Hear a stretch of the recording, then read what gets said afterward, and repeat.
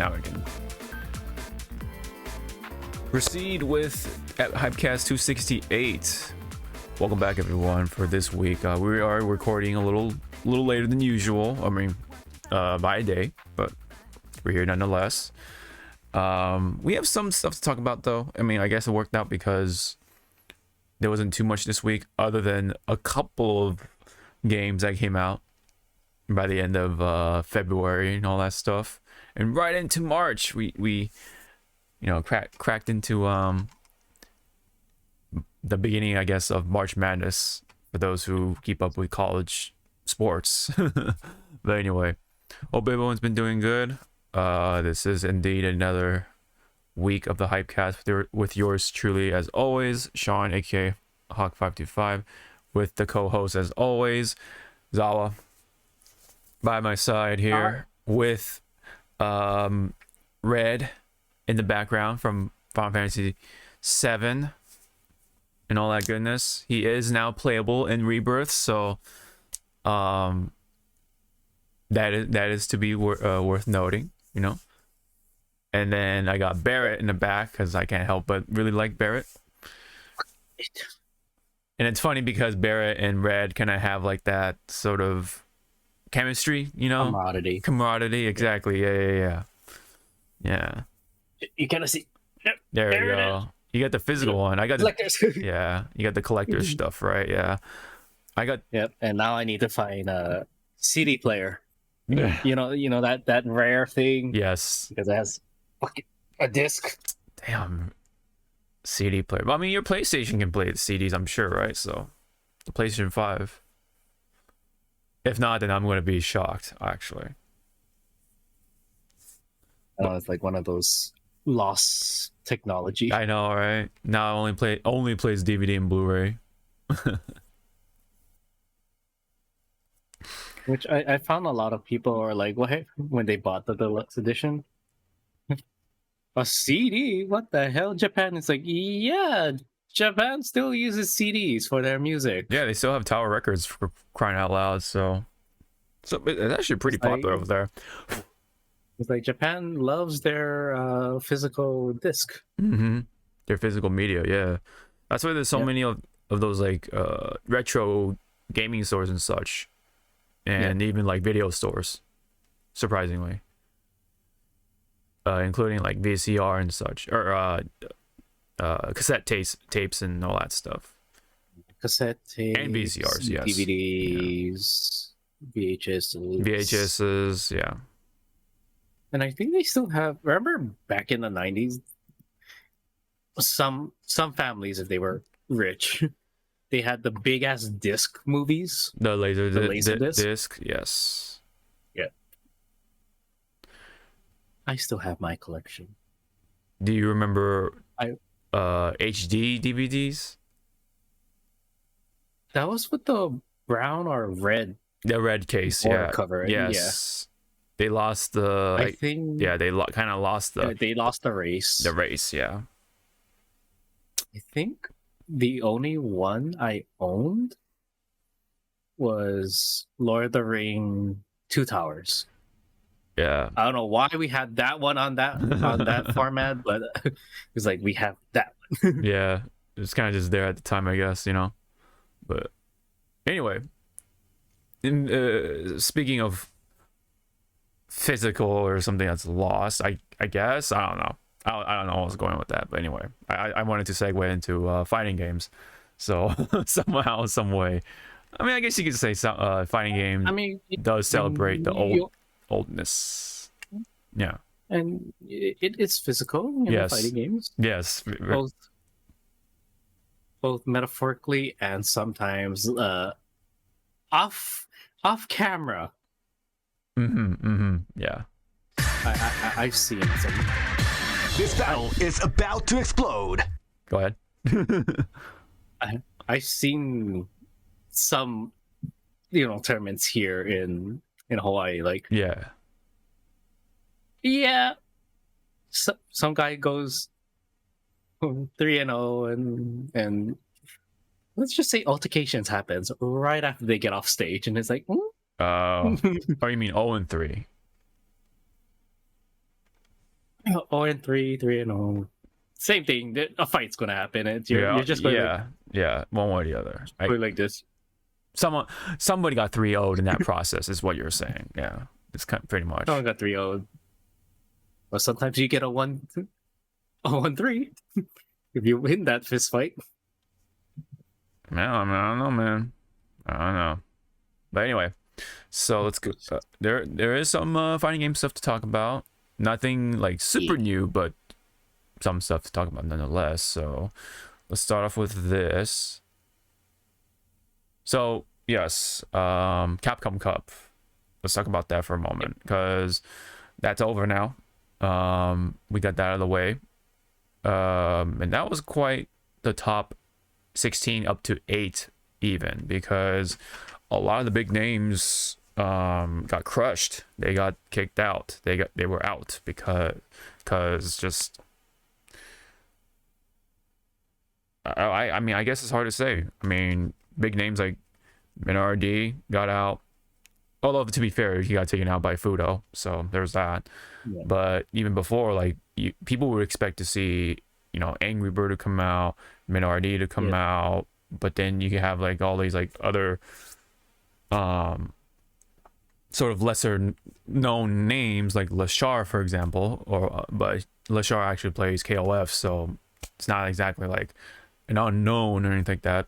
Lashar happens to specialize in KOF, but we have someone like Uma, right, who went all the way and in fact took the $1 million home, before taxes and fees, of course. But anyway, I think with the taxes and fees, it came out to $600,000 worth. But just the fact that he even got $1 million even before, like the fees and whatever, right, is of course something to write home about.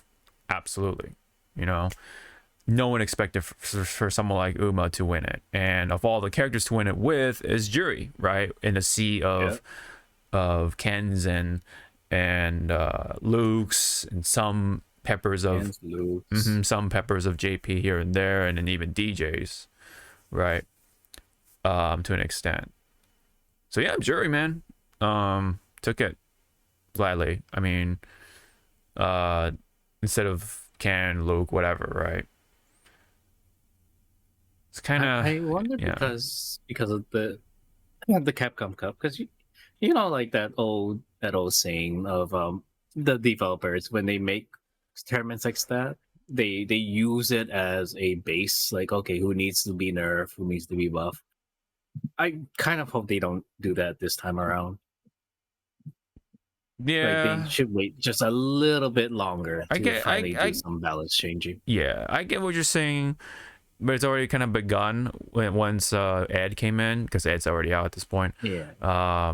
Ryu got buffed, absolutely, and then Jamie got buffed, absolutely, and then Luke's crouching medium punch is with punishable now, so it's fair. So I don't. Thank God. Yeah. As before, you can just throw out that button and not get punished for it, but now you can. So now he's a little more normal, right? And then I don't know about Ken, and I don't know about all the other fighters, but this, now granted, this is one of the smaller patches, so this is not the major first patch that people have been waiting for. It's just kind of like a oh yeah, Ed's here, so let's just adjust some fighters here along the way. And it happens so Ryu and Jamie came out of it as the winners of that patch for right now. So now Ryu can, well, do stuff, especially with this Hashogeki, which is the palm Hadoken thing that he does. And then he has more of a scary grab game now, because I think it's either the Hashogeki or something else doesn't push back as far, so that's why you can just, they're still within grabbing range apparently. So that sounds pretty scary, because that means you can now start mixing them up, in that range, or from that sequence, with Ryu. So that, yeah, so he's definitely I'm gonna glad to see it because Ryu is, I think he deserves it because Ken was just too good in comparison to Ryu. It's like, Yeah, Ken was not even a little. He was dominating over Yes. where Ryu should have been the fact, the everyone that can pick him up, easy. But no, Ken yeah, just came swinging and kicking in, going like, "Hi, on your left." yeah, literally, yeah, because he can side switch, he can convert a lot of things. He has a lot of damage.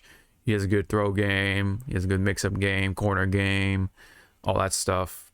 Very privileged. Although, overall, I think people say Luke was more of a problem than Ken. I don't know. It really depends on each player, but yeah. Yeah, it depends on the player. It's Mhm. also a knowledge check and a character check. No, for sure, for sure. By the way, they didn't win Capcom Cup. It was Jury, of all things, right? So Yep. it really goes to show how good Uma is. Uma's been playing Street Fighter for a long time, apparently. So, Yep. but hasn't really come out to a number of these events, from what I can understand. But whenever they have like these online tournaments, apparently Uma is very good in that environment, very good. So it goes to show that, you think you've seen it all, but there's always someone better than you out there. Like, Yep. And then, I hate to bring up this whole thing again with the fighting, the streaming award thing, right? You think that your favorite popular streamer is up there, but there's always someone bigger than that guy, kind of thing. Yep. Which, yeah, it's like that is surprising in a sense. Like, you think that is the most popular streamer, but no, there's always someone apparently popular, and yet you don't know, right? It's like weird, you know what I mean? But they are big within that country or whatever, that circle. In fact, even bigger in that sense. So yeah, I mean, goes to show there's always bigger fish in the sea, no matter what it is, right? Anywho, so yeah, this kind of format of Capcom Cup does help unfold, those type of players, like who's out there, right?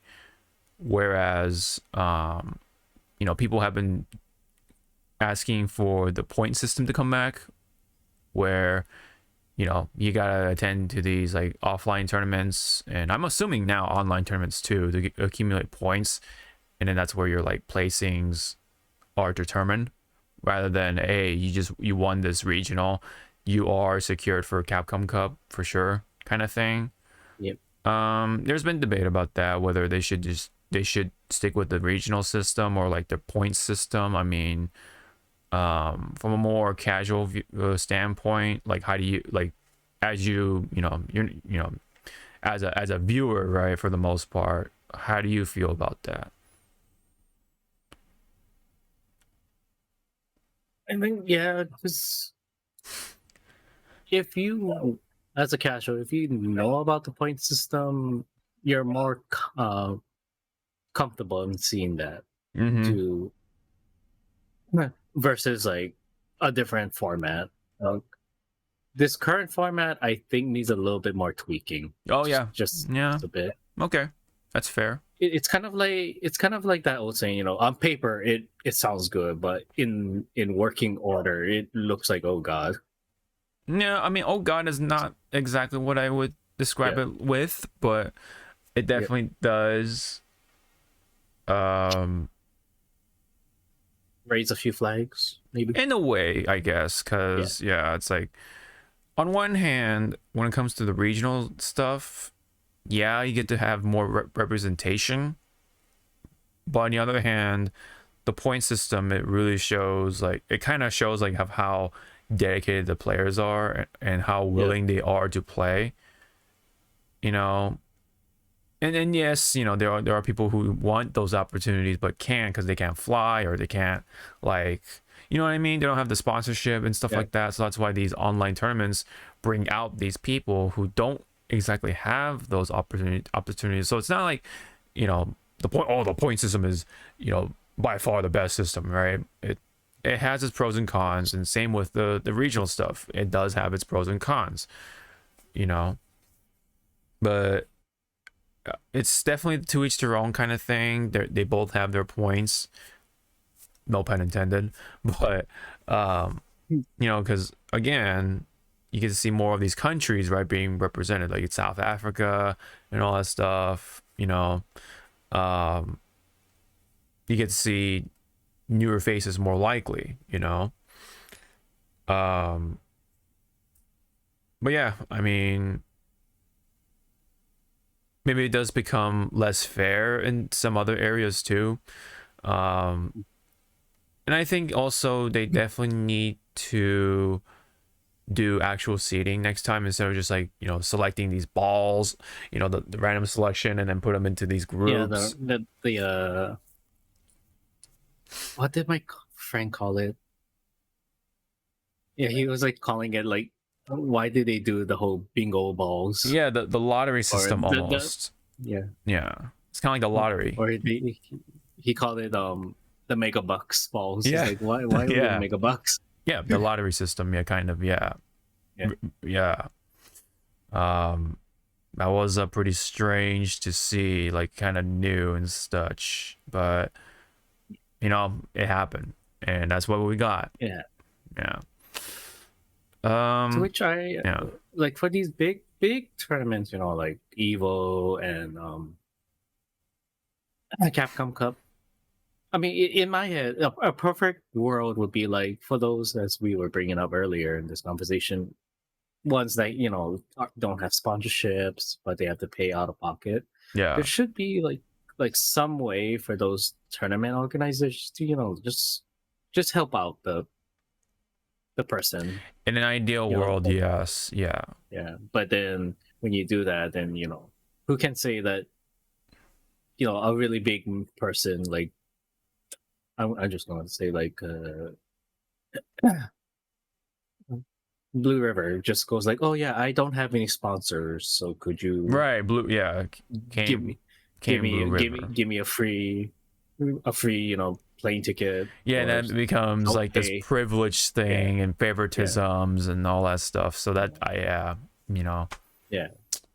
But again, I like I always like to bring up, on paper it sounds good, but then implementing it into actual practice, it's like, ooh, no.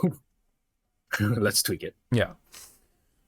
Yeah, so it's definitely hard to say of which should be done, but or the correct approach. Yes, what is the correct approach? I mean, in my head, I want to see like a half and half thing, like top 24 being the point system, and then other 24 players can get in by these online tournaments, right? The online regional tournaments.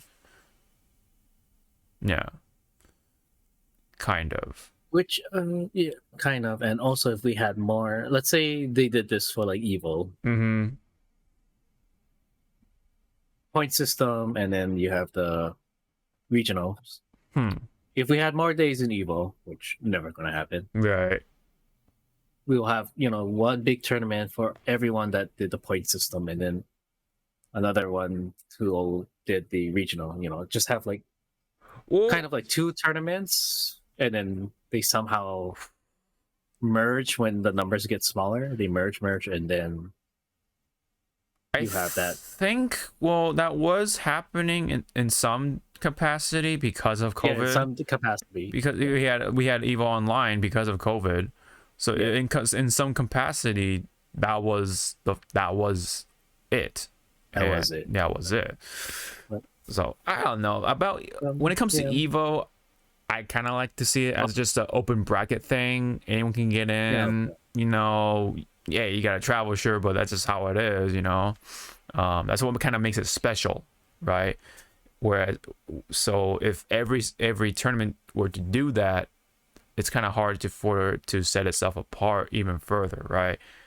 In a way. So that's why I like to see Capcom Cup doing that system, and then Evo doing its own thing, right? And Evo is part of the Capcom Pro Tour event anyway, so Yep. you know. But yeah, but back onto the Capcom system or format thing. I mean, I kind of want to see both aspects being implemented somehow, for sure, right? Bring the best of both worlds somehow. Maybe even instead of like top 48 for Capcom Cup, maybe bring it up to top 64 even. I don't know. Maybe it's a little bit too much to work with. I understand it's a lot of work, but you know, there's got to be something to be done if you are going to stick with that direction kind of thing. So maybe 48, maybe, but 64 definitely would work a little better. You have a little more room, but yes, you have more work to be done for sure. But I don't know. Maybe they'll go with the point system this time around all the way, which I'm okay with as a viewer. But I do understand that you kind of miss out on that sort of, again, the representation of different countries, different nations, different, parts of the world and such like that. You know, so maybe, well, I mean,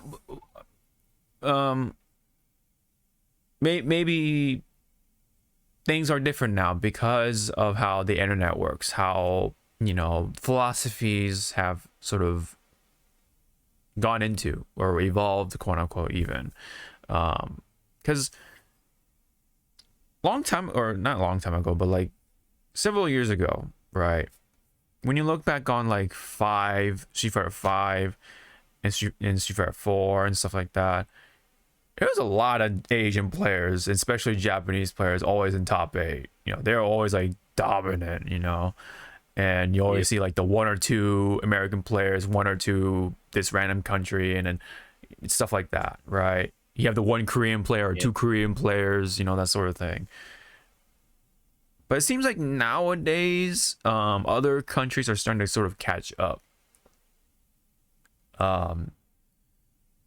Maybe just something about like the old, the older players in Japan starting to change, and then you got the younger blood kind of with slightly different philosophies in the Japanese region type of stuff.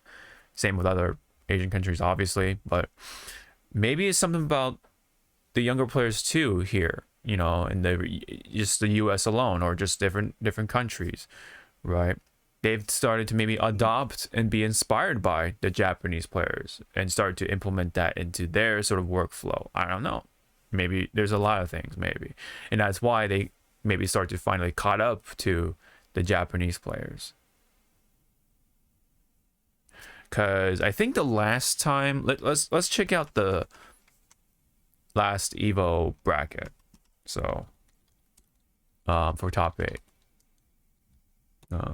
Oops.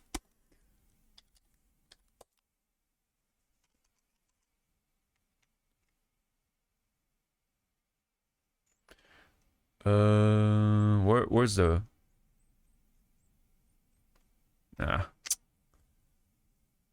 Looking for the bracket.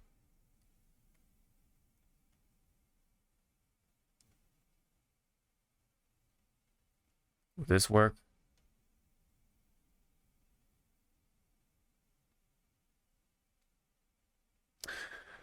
Okay, so oh, that's right. It was top 6. That's right. That's such a weird thing. Okay.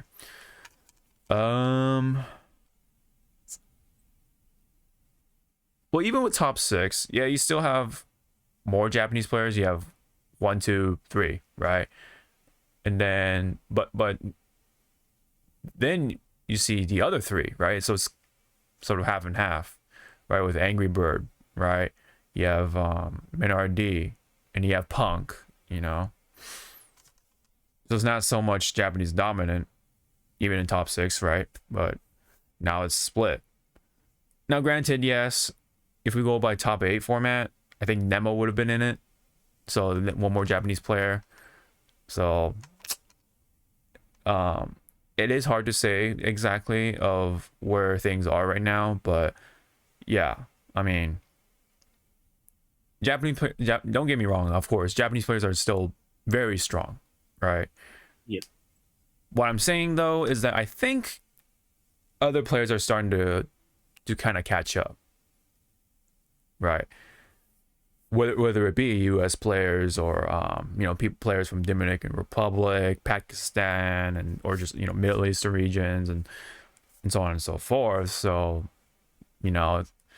who is to say that if we go with the point system, there's not going to be as much representation and such. I mean, we could see as maybe equal representation if those players are strong, right? And active and such. And who knows, maybe we won't even need the region system at that point.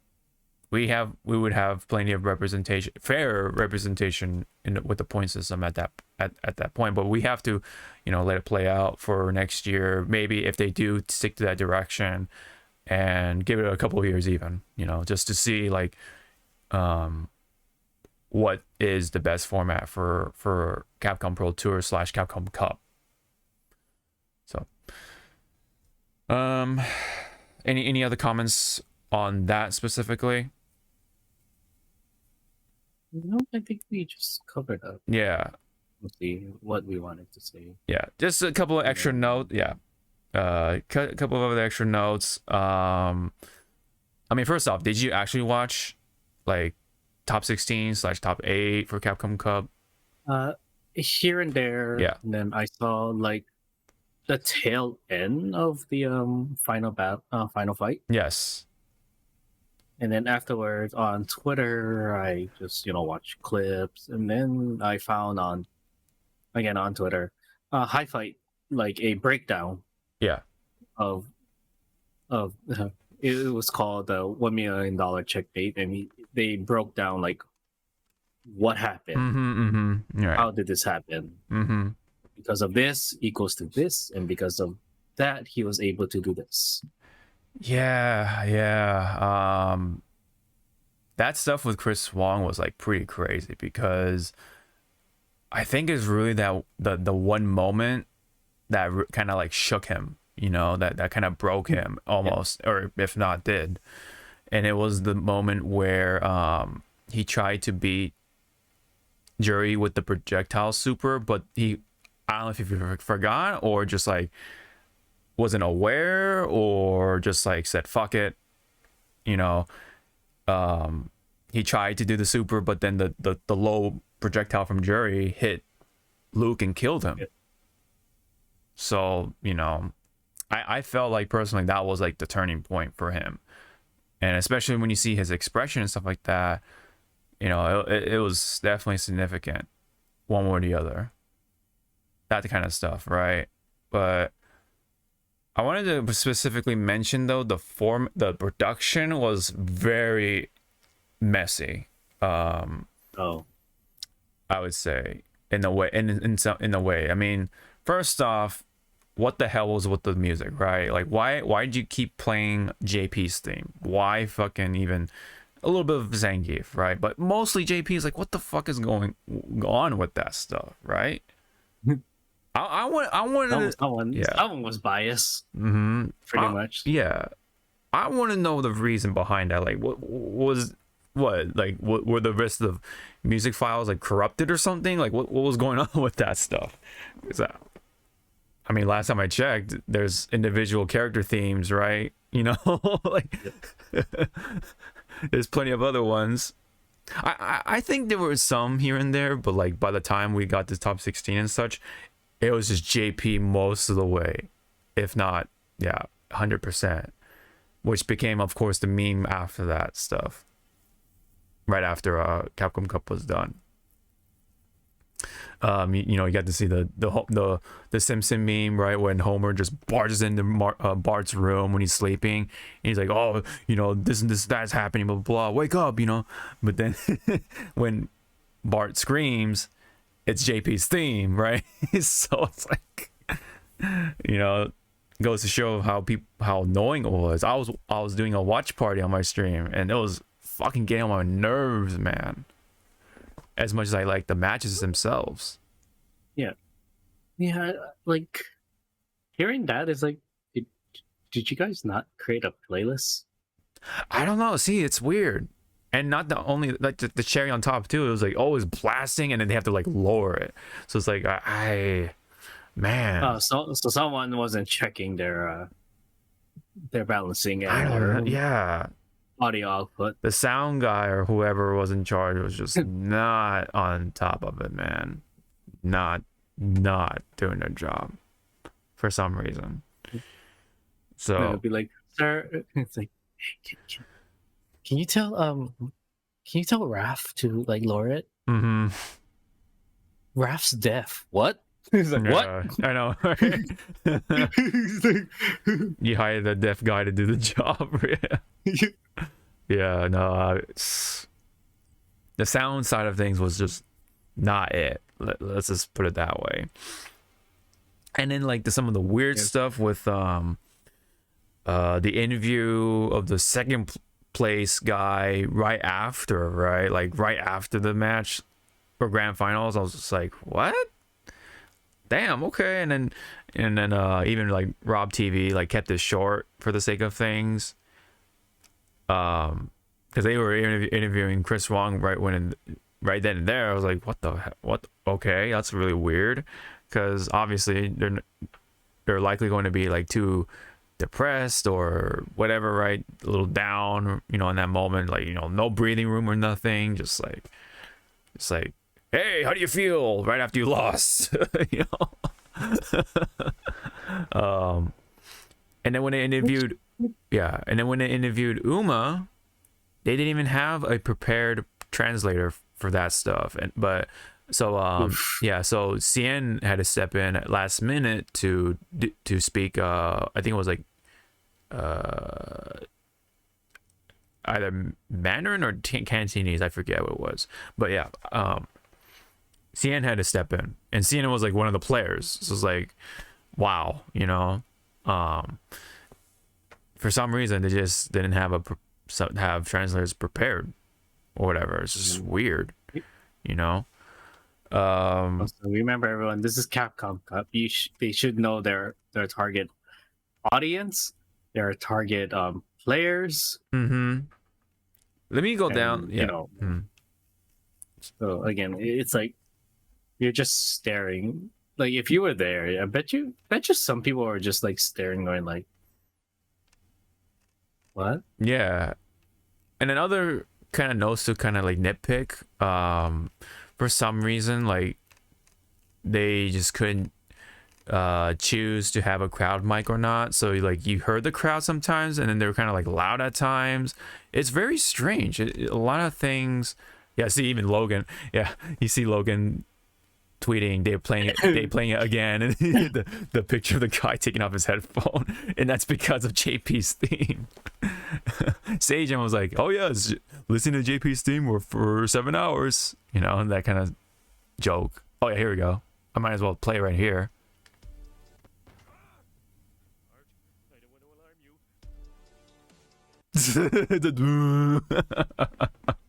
I would not be surprised that because of this tournament, a lot of people are somehow on PC. Mm-hmm. They just rip JP's theme out of the game. Like, I don't want to hear you anymore. Yeah. And they just replace it with something else. Yeah.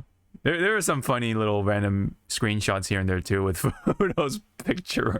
Kind of the curtain didn't like open all the way it looked like, so just Fudo's picture just happened to look like he's like peeping out of the curtain or something. It's really that's funny. I watch you take poo. Yeah. Yeah. It's like, please no. That's right here. Me enjoying Capcom Cup stream matches, and JP's theme queued up is Undertaker right behind AJ Styles.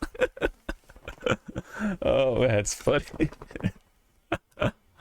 Oh yeah, and then this picture too. I forgot to show it, but Alright. Capcom was like, spot the difference, and it's the fucking Kansas Chiefs when they're in the Super Bowl, and you see Chris T yelling, being hyped for Menardi, and he's got like very similar vibes of the two pictures.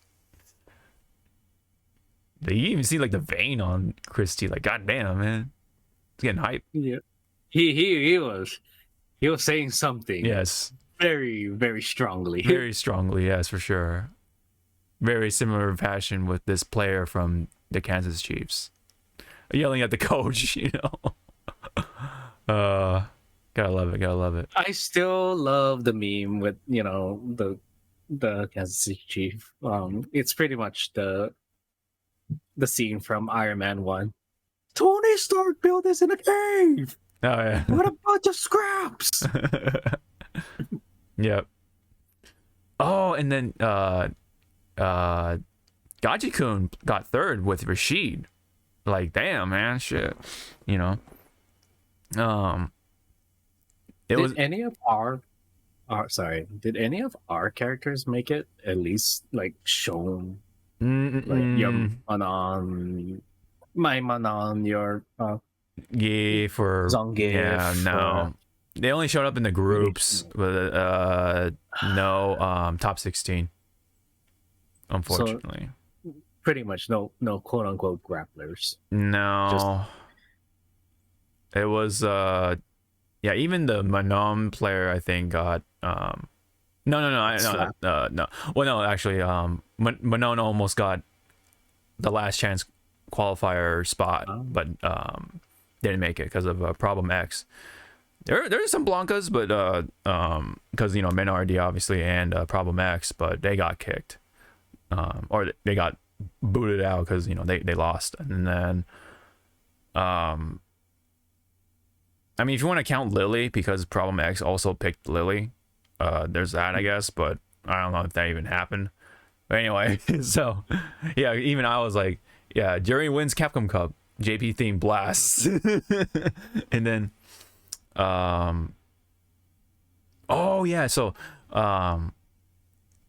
after what was it, the you know the all the announcements and all that stuff after Capcom Cup was done, Uma was just like left awkwardly standing there because there's like what am I supposed to do, like they didn't even like rehearse that type of stuff properly.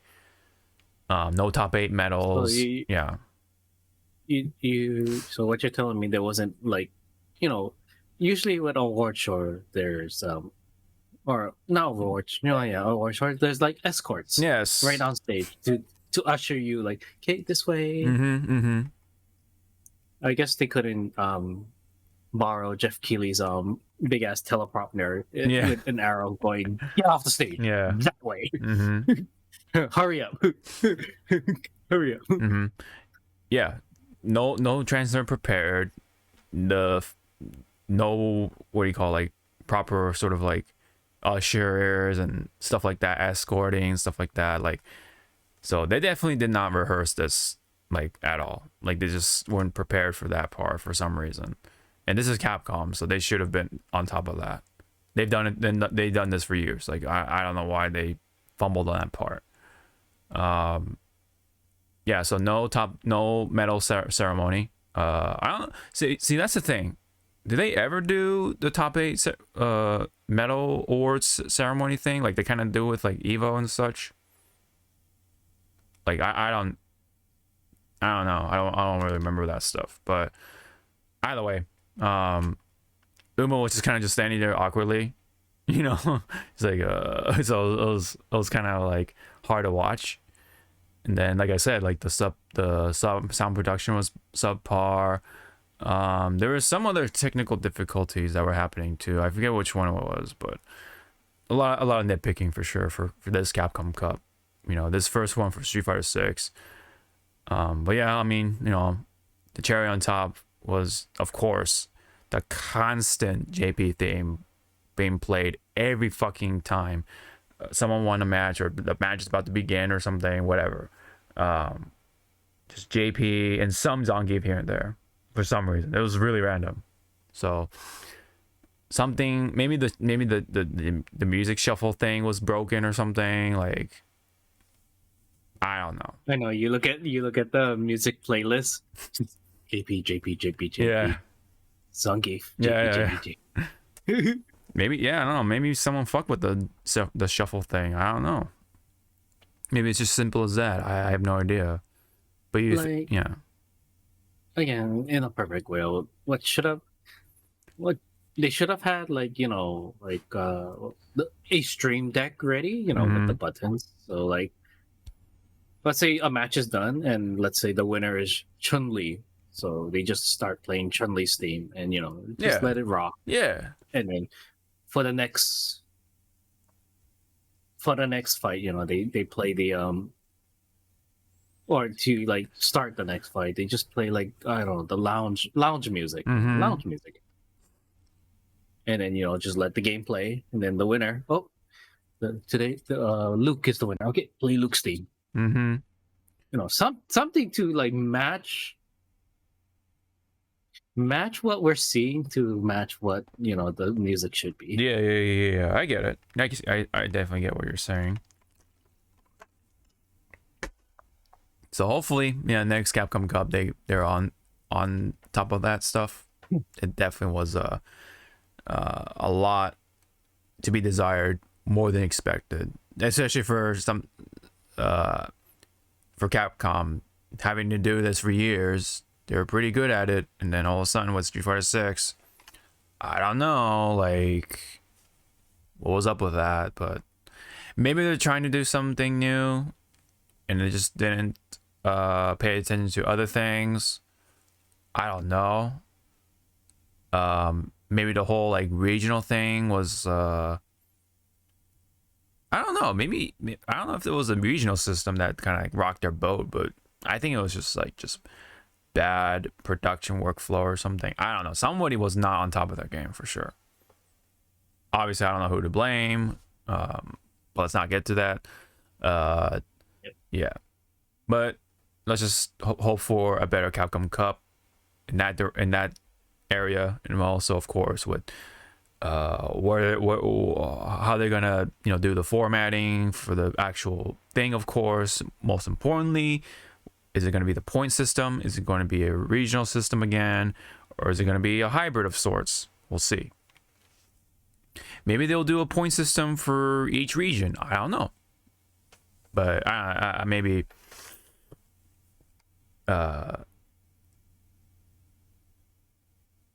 maybe they might just do this point system just to kind of see. Who knows? Because they've already done the regional thing. I suspect that they'll kind of just flip the script and do the other or something. I don't know.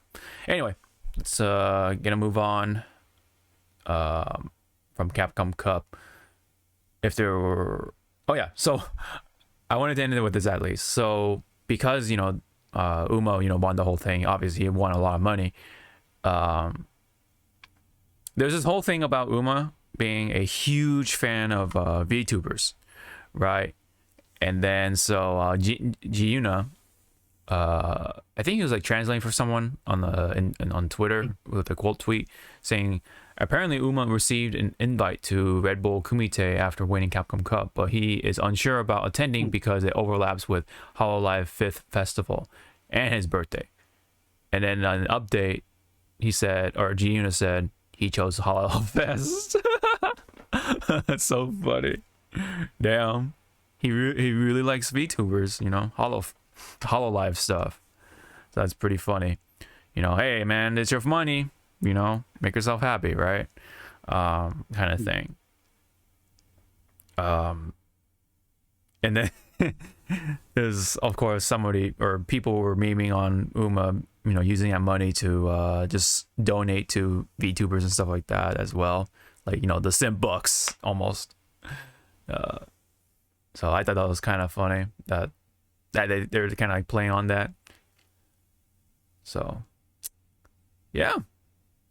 You could say a VTuber fan won Capcom Cup for right now. It's pretty funny. So, yeah. I thought that was really funny to mention, at least. wrap it up. You know, you definitely see a different spectrum of winners, right? Like when Idom won, he's like, I'm gonna use his money for socks. Like I want to buy some socks or something. And Amena uses money for his country, you know, Dominican Republic, to help out, you know, his home country and all that stuff. I forget what Knuckle Dude did with the money. But this time around, though, he said he had tax money to pay, so that's why he was playing. Gachi-kun, when he won, I forgot to mention, Gachi-kun is a former champion, placed in third this time, so it really goes to show how top his game is. Playing Rashid of all characters, right, against a sea of those top tiers. He bought a house with that money, I believe, in Japan. You know, so you definitely see a broad spectrum of people, right, when it comes to what they do with the money, for sure. You know, it's pretty funny, especially with Idom, because he said that's like the first thing he said. He's like, I want to buy some socks. You know, I wouldn't be surprised if someone won big, and they asked them, "What are you gonna do with your prize money?" Taco Bell, yeah. it's like what? I want to get some street tacos, man. Shit, you know. It's like, I'm hungry. Yeah, I'm gonna go get food. Yeah. What if they just spent all that money in one night on food? Like that'd be so crazy. Like just bought all the like the gold flakes and like the caviar and like the wine, the blue cheese and everything. Actually, I would have laughed my ass off. Someone wins. What you gonna do with the money? I already spent it. On what, sir? And they just hold up their phone, and it's like I don't know, some gotcha game that everyone's playing nowadays, and they're like, "You spent how much on this damn thing?" All of it. Did you at least get the character in the banner? No. Damn, that's like fake go, man. Shit. That's what everyone's gonna be like chipping in, like, you know what? Here you go. Have it back. We got you, fam. Oh god. That'd be a sight to behold, I guess. I mean, that'll be my dumbass if I ever go Vegas again and I won big. Yeah. So what happened to your $1,000 you just won? Here. Yep. Just smiling like a dumbass. Right here. Mm-hmm. Did you get the banner unit? Yes. How much did you spend? I don't want to talk about it. Yeah. One more thing you mentioned, I almost forgot. At the very end, Capcom announced another Capcom Pro Tour, of course, for next year. And then they've only talked about the prize money, and it is, again, $1 million once again. So now someone else has another chance to get $1 million. So that's pretty cool that, you know, they're still continuing to give out that much money. My question is, though, what is the sort of the division like for everything else? How are they going to portion out the money for this time around? Is it going to be less? Is it going to be more volatile? Is it going to be just like, I don't know, like first place gets $1 million, but like everyone else gets scraps or something? Because this one, if you won second place, you were guaranteed $300,000. Like that's still a lot of money, especially for in comparison to other Capcom Cubs, because Gachi-kun won the entire thing and he only got $250,000 that time. And so Gachi-kun won as much money as he did when he won first Capcom Cup, the entire thing of that year. So that's crazy, you know. I think even in I think in top 4 you're guaranteed 6 digits. I think I don't know what the what do you call it, the division was like, but I believe it was a lot more sustainable this time around for even like top 16 and stuff like that, or top 8 or something, I forget, in comparison to other times. So definitely worth mentioning that yes, the prize money is the same, but the first place prize money is the same, you know, that 1 million. Hold on. The $1 million, yeah. So that's good to see, and we'll see though when it comes to the other players, right? What do they get? So we'll see. All right, so now we can definitely, I believe, move on to Dragon Ball Fighters, because they randomly, of all dates, released the rollback netcode update along with like some graphic update here and there, like out of nowhere. Like they didn't even like build up the hype, like, oh, it's coming, like, you know, that sort of thing. Like they're just like, oh, by the way, it's coming this day. It's like tomorrow or something, you know, or whatever. There's like, oh, okay. That was like a weird thing. That was one weird thing, but unfortunately, this update is not the greatest. And here's one instance of why.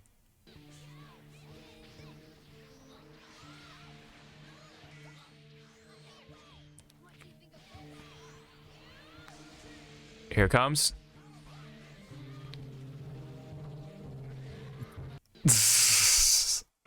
I love the bee drone sound I was like hearing. Mm-hmm. Like it was like it was like that. What you call it? Like, it's coming. Don't worry, it's coming. Here it is. Mm-hmm. It's from Bleach apparently, so I'm like, oh, okay, that was interesting. Very interesting choice of music, but yeah, there's a cloning bug going on that apparently was happening even during the beta version of this patch or whatever. So they did not, for some reason, fix that somehow. So there is that cloning issue that's been happening quite a bit on Dragon Ball Fighters. And I think even like the rollback itself is not great or something like that. Yeah. I mean, has people like Max tried it out, or you don't know? Okay. Yeah, because there's a lot of stuff happening. Because, you know, Final Fantasy, fucking Ed, we have Peacemaker. There's a lot happening, man. So yeah, unfortunately. And well, speaking of Peacemaker, from what I've seen and from what I hear, people are saying he's actually good. Like they're having fun with him. Oh wow, that's good. That's funny because somebody described him as the American Nakaruru. I guess it's true because he has an eagle, right? And then Nakaruru has Nanoha or whatever the bird's name is, the hawk or falcon, right? So that's so funny. I've never thought about that until now or recently. I was like, damn it, I wish I thought about that tweet. And if you can only turn back time, right? Yeah. But yeah, you know, also, I guess we can jump on to Peacemaker since we're here. Because of his moves, right? He has the force field or whatever. Yep. You can beat even one of the mini games like easily.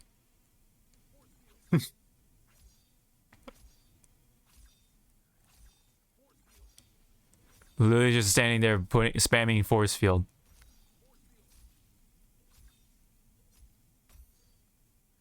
I am so good in this video games. Yep.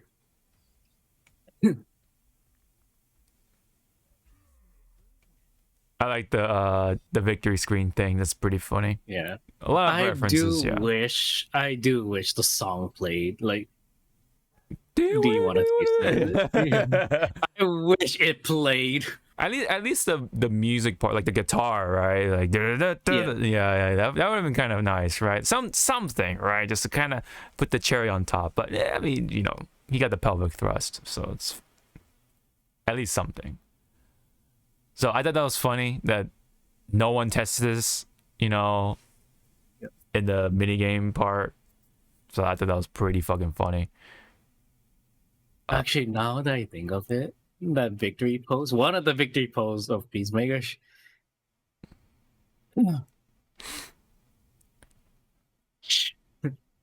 should have had like Judo Master. Like he just picks up Judo Master and just like holds him up. You know, the midget. Yes. Or have it's the same pose, but then you have Eagly doing the like ta-da. Yeah. That would have been really nice. Yes, Eagly doing the thing, slow motion, and then Peacemaker doing his pose in slow motion. You know, that would have been really cool. Yeah, actually, yeah, you're right. That would have been really cool, especially in slow motion. Like, come on, man. You know, kind of. I wonder if they would do costumes. To which, who would, you know, like how in MKX, you had you know, reference to Predator because with Arnold Schwarzenegger's character and his best friend. Oh, I can't think right now. I'm like running on 2 hours of sleep. Right. Carl Weathers, yes. Yeah, Carl Weathers. Okay. What if they had a costume for someone in game to be vigilante and they had their own like special interaction? Yeah, that would be. Which I think it would be Johnny Cage because, you know, the way Johnny is. Yeah. And the way vigilante is, it's like yeah, kind of makes sense. Yeah.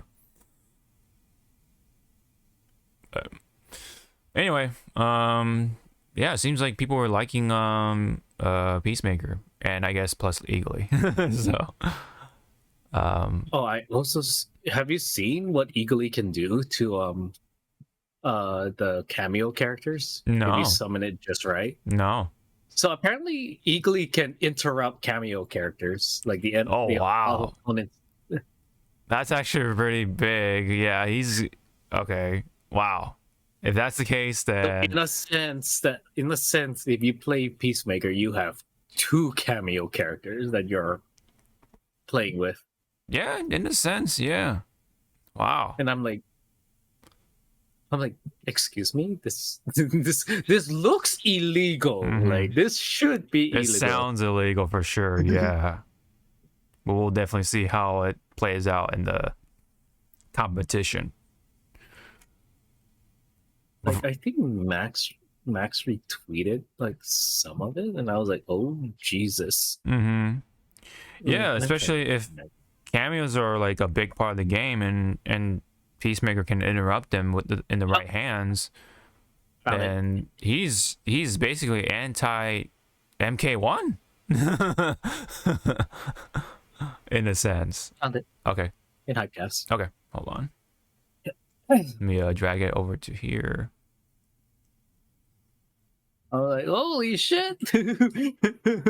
What the fuck is that? Wow.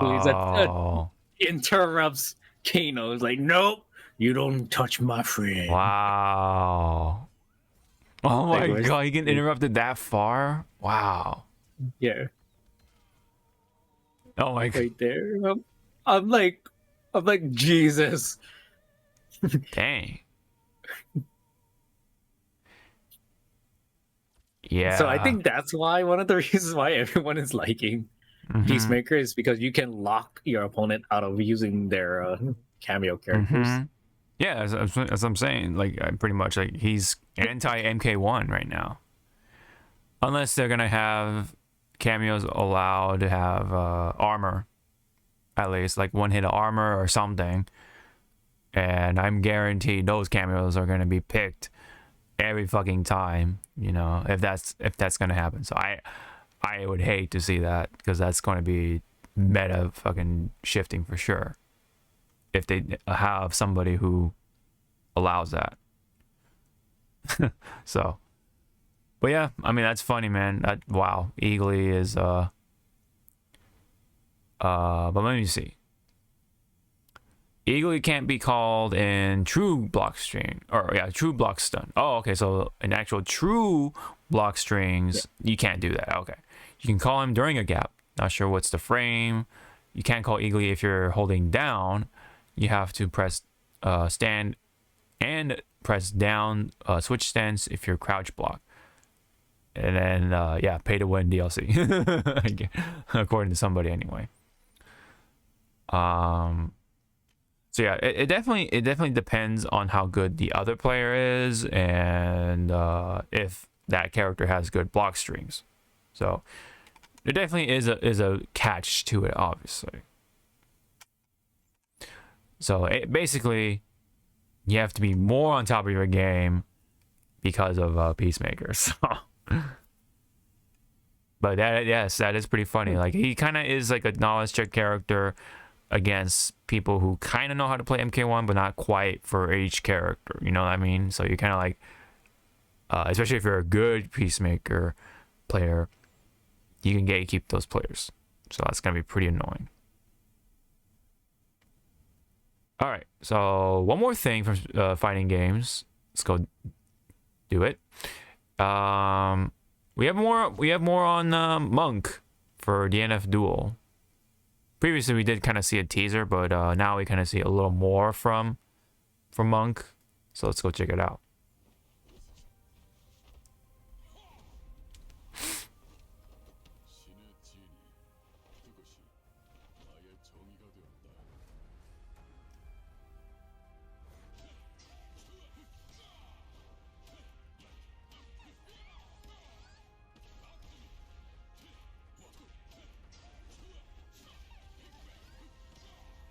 I'll say it before. I kind of said it before-ish, but now I'll re-say what I said.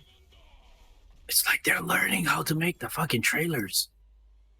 Kind of like it's in pieces. Like they should have just combined pieces, it. Yeah, but it's like they're learning. They're learning. Yeah. I go back a few seconds when they showed like the roadmap.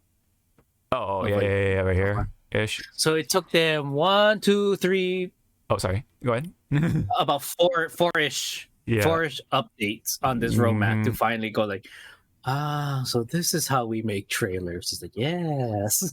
Yeah, like almost a took year. you since July. Yeah, ever since July of 2023. Like Jesus, man. Jesus.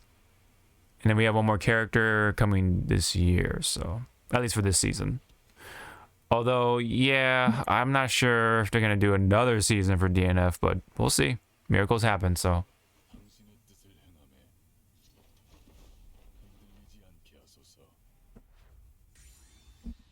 He kind of reminds me of what's his name from Persona 4. Oh shit. He was the boxer. God damn it. It's like right on the tip of my tongue. He has like a similar outfit and everything. Well, kind of similar because this guy has a jacket cape. Akihiko? Yes, thank you. Akihiko. Aki. Aki, or by his last name, Sanada. Yeah, Sanada. Akihiko. Yes, thank you. Is what I see in Monk, because he has like the same cape-ish sort of design. Akihiko in PF. Why do I keep saying PF? Persona Fighting Arena. That's why it's like coming out like that. Persona 4. In the fighting game, of course, he has like a red cape thing going on, so that's why like it kind of looks similar. And of course, it's boxing, so yeah, there are some similarities and stuff like that. But I like his pickups. I like how he picks people off the ground to continue the combo and such, like that, you know. Yeah, but I wonder what. Yeah. my not not really biased, but the way I see monks in other games, there should be a stomp, like a stomp, to as their pickup, like just like one stomp and they like do a pickup, and then you can continue. Right, but it looks like he's a boxer through and through, so he's not gonna be stomping for sure. Yeah. So, but I understand that you play a lot of Final Fantasy, so it's like, all right, you know, Final Fantasy, and then doing like karate and kempo. Yeah. We do a lot of, well, not a lot, but there was like some forms in our fighting styles that there's the stomp to kind of like store your energy and then let it out. Hi kids. Yeah. I mean, yeah, he looks neat, you know. Yeah, we'll see where the game goes, especially with stuff with going on with Nexon, you know. Kind of rough. Hate to see it. It kind of shows how shitty that company is, but you know, we'll see. Yeah. Anywho, I think that's it for that. So just a couple of things from the rest of the show, including the front line. So let's go ahead and play this. Okay. So yes. So Nintendo is suing the makers of the emulator, the Switch emulator, Yuzu. Basically saying that the tech illegally circumvents Nintendo software encryption, facilitates piracy, and also, seeks damage for alleged violations and a shutdown of the emulator. Are you familiar with Yuzu? At least the name, anyway. No, I'm familiar with like Dolphin. But yeah, you know, same principle. Emulators in general, yes. Yes. Same principle. Same principle, yes. So yeah, obviously Yuzu is the popular one for Switch. The thing though is that Yuzu started to monetize their stuff. That's where it got pretty hairy, I think. So that's why Nintendo decided to step in at this point, understandably. Now, any comments though right away, just from hearing that, like? My comment about, again, emulators and stuff. Mm-hmm. It's great. It was created because the games that we want is either unattainable anymore, or it fucking costs like an arm and a leg and half your brain to just buy it. Yes. Yeah. So it comes to that meme, you know, like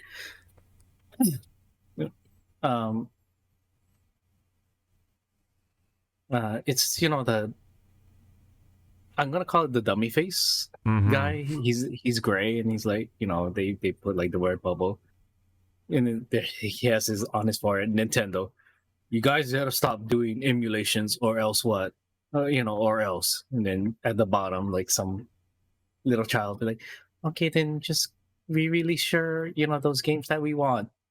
Yeah. The fuck you said. Yeah. It's like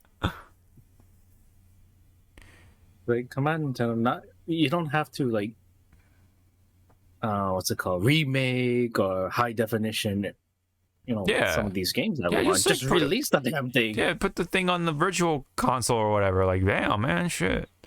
People are gonna buy them, or as long as they're reasonably priced, like, just put them out.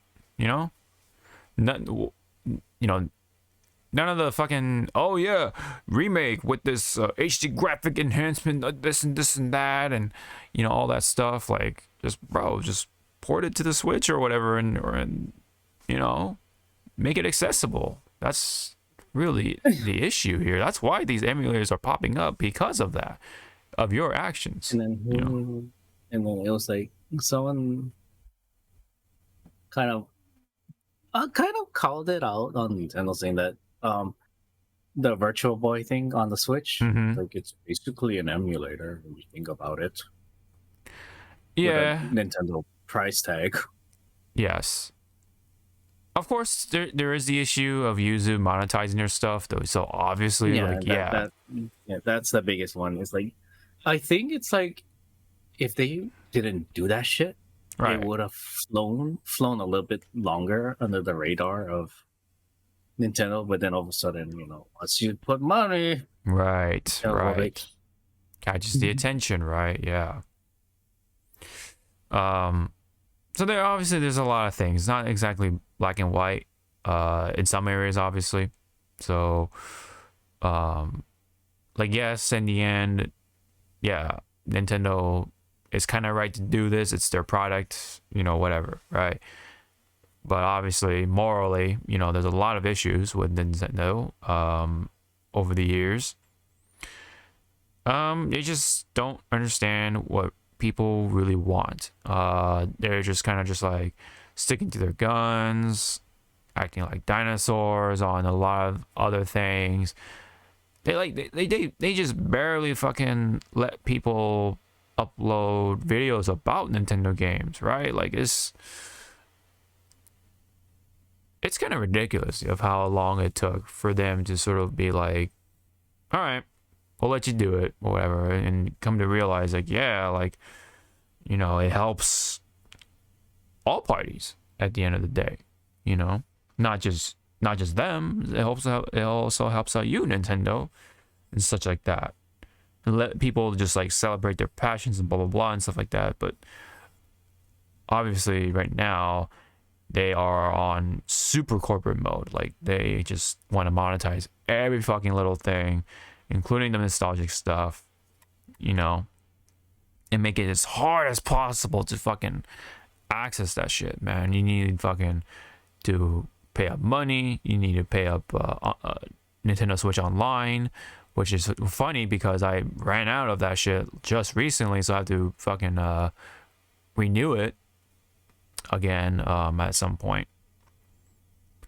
So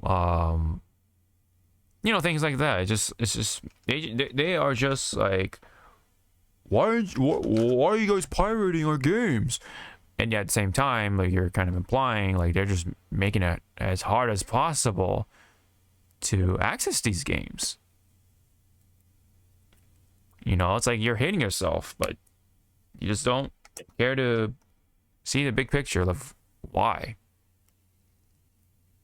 It's kind of like, again, going like, guys, stop pirating the games. We were going to re-release it, but since you're pirating, then I don't think we're gonna do it anymore. It's like, no, you guys didn't even bat an eye about this. You're only saying that shit right now because people are actually playing something that's not on your system. Mm-hmm. Yeah. Sorry. Sorry, not sorry. Right. Yeah. And people will say like, yeah, obviously stuff like this can hurt the sales for not only the game, of course, because one of the big games obviously on Yuzu is Tears of the Kingdom, right? That's a huge game for the Switch, and not only it hurts potentially the sales of that game, but also just the Switch in general. So yeah, I mean, I of course get it that Nintendo feels that way, and to go out their way to, put out a lawsuit for the makers of Yuzu, but at the same time, it's like, well, I mean, you are kind of like doing that to yourself, also in a way. It's like you are withholding games that people are willing to throw money to just play it again. Mm-hmm. Right. So, but for like in my case, I'm willing to play Project Cross Zone again on Switch. I don't need it to be revamped or HDified. No, just let me play it. Yeah. Unfortunately, cannot, because like Project Cross Zone, it utilizes both screens. Yeah.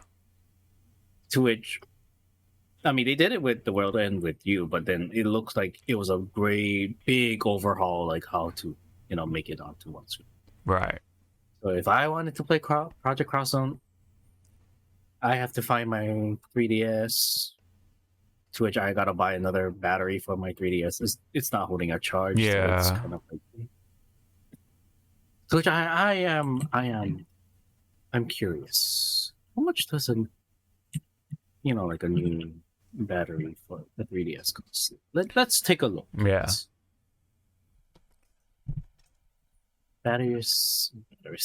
Battery replacement Mm-hmm. for 3DS. $12 on Amazon. Oh, Zach, what's up? What about Simmons? What's going on with Simmons? Ooh, So- where? In the chat. He was saying something about Simmons.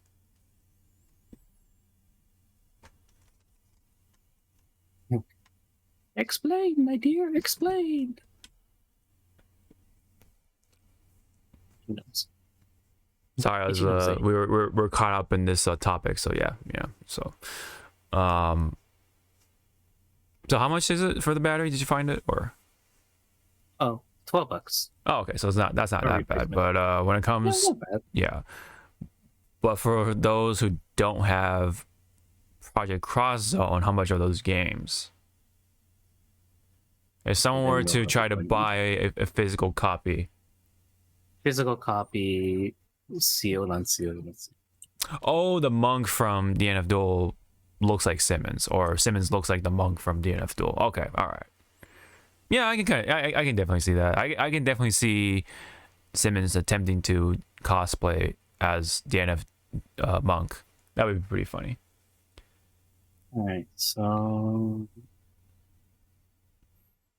unsealed. Wow.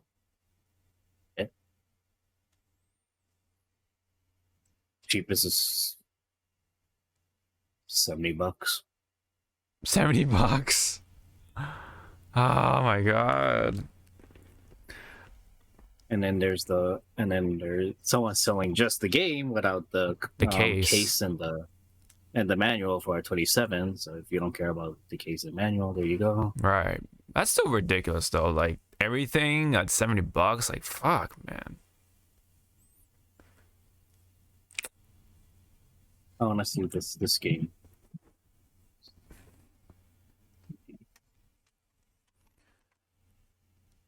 All right, if I wanted to buy Super Mario RPG, the original for the SNES, no case, Mm-hmm. no manual, Right.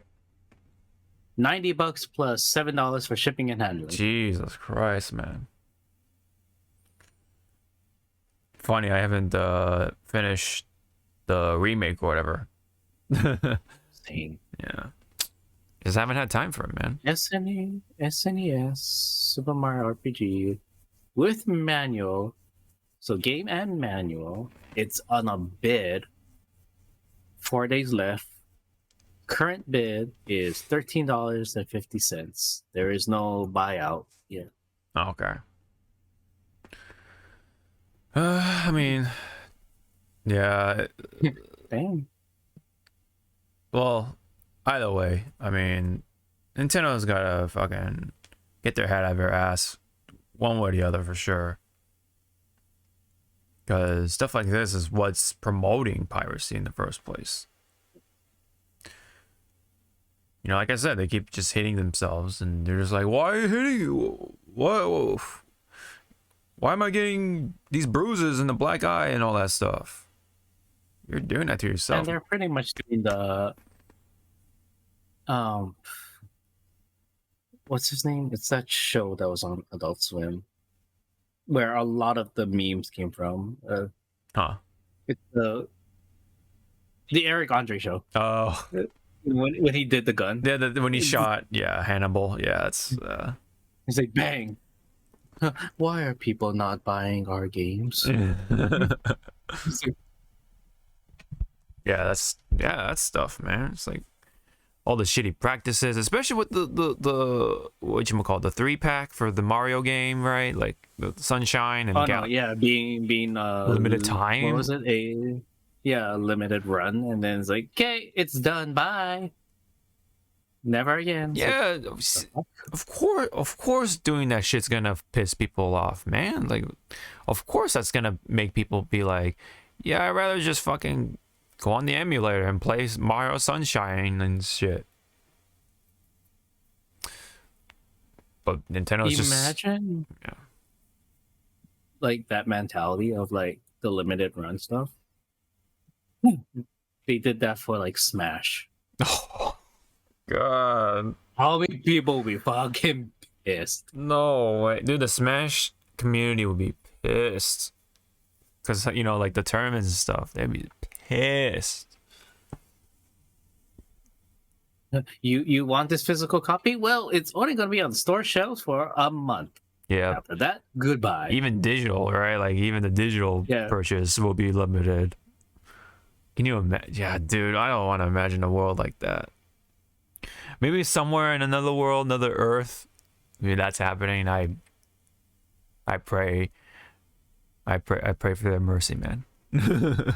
I pity them, man. I mean, if they ever did that, I think a lot of people will be doing the Peter Griffin thing, right? Like with the shotgun. I just want to talk to him. Come here. Yeah. At that point, I'm off Nintendo. If that's how far they want to take that shit, I mean that's very unlikely. But if it does happen, I'm getting off the Nintendo train. You know, if there is a reason to get off Nintendo, it's that for sure. But I definitely don't think they would go that far with that limited physical whatever fucking shit, limited release shit. But yeah, but definitely the fact that they pull that off is like, oh my god, that's dumb. And the thing is that they I think they even like fucked up something in one of those games, like the porting or something. And yet you have like a much better version of whatever, like the dolphin version for, let's say, Mario Sunshine or something. Like that's better than the actual Nintendo port or Switch port of Mario Sunshine or something like that. Something to that degree. I forget what specifically what it was, but it might have been the what do you call the Switch version for Mario 64 or something. I think that's what it was, and then I think that's only on the online expansion version. If you put more money into the subscription shit, which yeah, in a way, like you're not getting your money's worth from Nintendo. It's like in that specific case. But anyway, so I don't know how I feel personally for this one when it comes to Yuzu specifically. It's like, yeah, obviously they're monetizing it, so they kind of like did that to themselves. So, but at the same time, we're in a situation in the first place because Nintendo is just have their own head up their own ass, you know, that far up. So that's all I can do is like just shrug at the situation. All right, so that's pretty much it for the front line, unless you have anything to add when it comes to the front line side of things. Like, was there anything you caught on your end?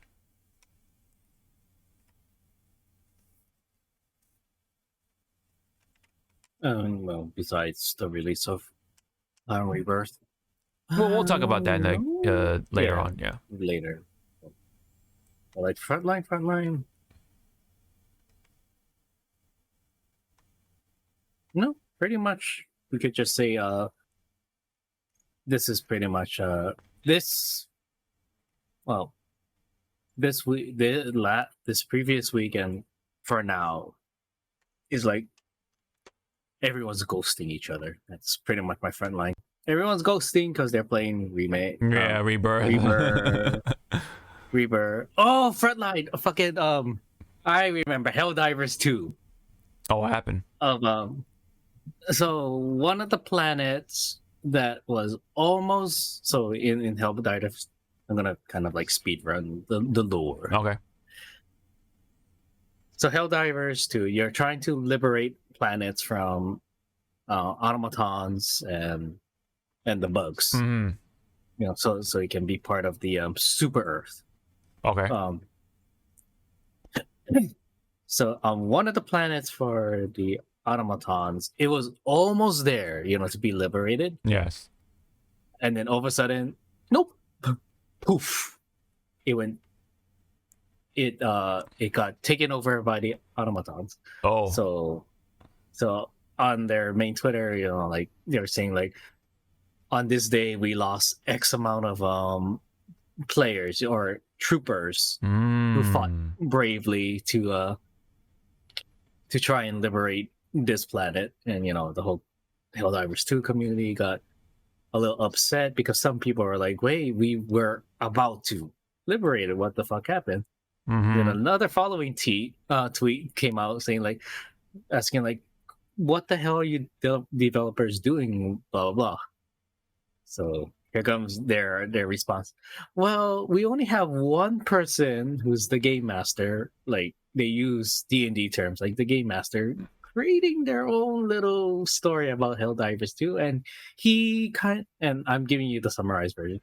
He kind of believed that it was too early for this planet to be liberated, so he flipped the switch. Wow. And everyone just lost their mind. Is like, what do you mean he flipped the switch? He just said no. No liberation for you. I mean, yes, players got mad, but then they turned it around and made it a meme. It's like, oh, I guess we didn't pray enough to our god. Yeah. Yeah. To win the fight. Mm-hmm. Yeah, that was pretty much it. Okay. That's yeah. Wow. That's quite if you're especially into Helldivers, you know, which is getting a lot of good merit right now. That's something to take away from. Just a bit of a sidetrack. Filling some time. Been playing some Fortnite. I finished the Ninja Turtle event thing, so I got the Krang backpack. Pretty cool. I did finish that. Yeah. I got the Super Shredder, and I got regular Shredder. Got the cape and everything. It looks pretty awesome. And when I look at how much I got within that 1 month alone, from starting from or should I say 2 months, whatever. Starting from December, I felt like I got a lot of stuff already in comparison to Apex Legends, bro. Yeah, that's what I felt about the leveling for the battle pass. I was like, wow, this thing is going fast. Because remember, I started late. Mm-hmm. Like you had, but then I played like a lot. Yeah. And I also bought I did the premium route. Yeah. And stuff. So like in less than a week, I was already like, I guess when you buy it, you're like level 10, 20? Yeah. Something like that. In less than a week, I was already at level 60, and I'm like, wait, what just happened? Yeah. Because if you try do it in Apex for a week, you would be like 10 levels high. Yeah. Because of all the freaking like, you must play Pathfinder, Horizon, or this chick 10 times. Yeah. You must finish in top 10 20 times. Like, God damn Apex. Mm-hmm. Here is like do 500 damage while in the air. Okay, let me look for a bot. Mm-hmm. Okay, done. Land in this specific area and do an emote for 10 seconds. Oh, okay. Hit a person, I think it was like 100 meters away with a sniper rifle. Done. Yeah. It's like, Jesus Christ, what are these why are these dailies? Right? Hello? They give you so much dailies or weeklies and like these like random challenges and even like just thanking the bus driver gets you XP. It's like what the hell? Honestly, you're just like staring like, what's happening? Yeah. No, you get so much just in that within that little window or whatever in comparison to Apex. Like shit, man. Again, you know, hate to go back to that whole thing. Like they just give out stuff like candy to kids, and there's a big reason why all the kids are playing fucking Fortnite still. Like they're just giving out this shit like nothing, you know. Again, I had to sound like a broken record in comparison to Apex. Apex is a goddamn joke when it comes to that whole live service thing. Like, they're not even doing that part right. The gunplay I would say fun in Apex, but the overall package is very dry, very lacking. And of course the updating and the patching, and they just don't know what the fuck they're doing, you know, that whole thing. In Fortnite, the frenzy auto shotgun is fucking crazy, right? Yep. That's a very ridiculous weapon, even in white. But they're taking it out. You know, they were putting out in rotation, and then probably I imagine putting in different weapons and stuff like that in rotation, right? Where's that in Apex, right? Where are the different weapons in rotation? Or, you know, take out the Nemesis, put in something else, you know, that type of stuff, right? Nemesis is ridiculous in fucking Apex, you know, along with other guns too. But yeah, man, shit like that is just like, damn, man.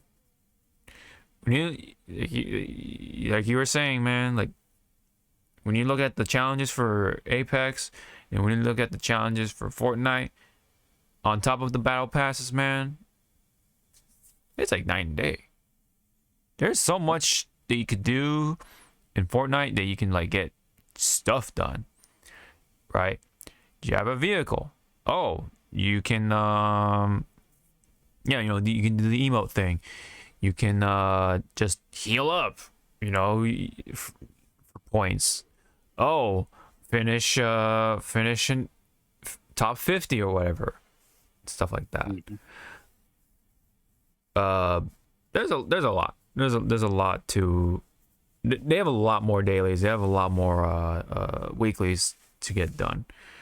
And then it's like, oh, you know, when you finish all these weeklies by this time, you get a free llama backpack or something, or you get a free loading screen. You know, it's like, where's that kind of shit in Apex? All you get is just more stars for your battle pass. That's it. That's like stuff like that, man. That scratches my. It's the small things. Yeah, it definitely is all the small things that becomes a big thing. You know, it all adds up. You know, so I've been doing that, and yeah, so I've been enjoying it with people like Todd and Mitchie, right? Playing with them and stuff like that. Playing trios and such like that. Hey, that's another thing. You can play quads, trios, duos, solo. You know, I mean, given Apex is a team-based game, hero-based shooter or whatever, but still, like, do we at least have quads? You know. You always have that one guy, like, just like send the Discord, like, all right, you know. Yeah. I know, it's always that one man out. Yeah.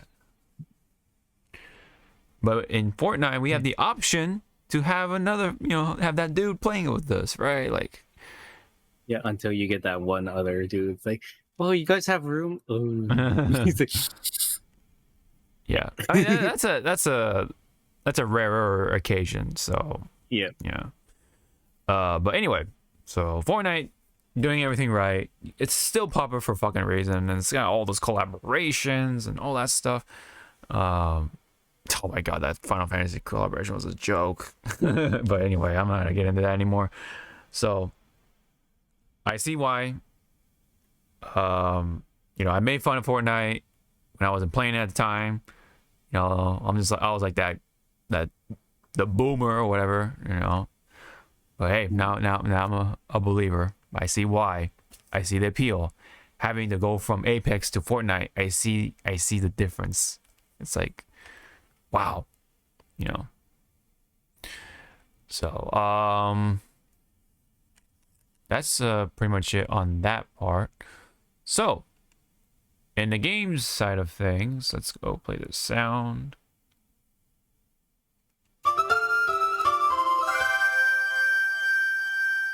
All right. So, yep.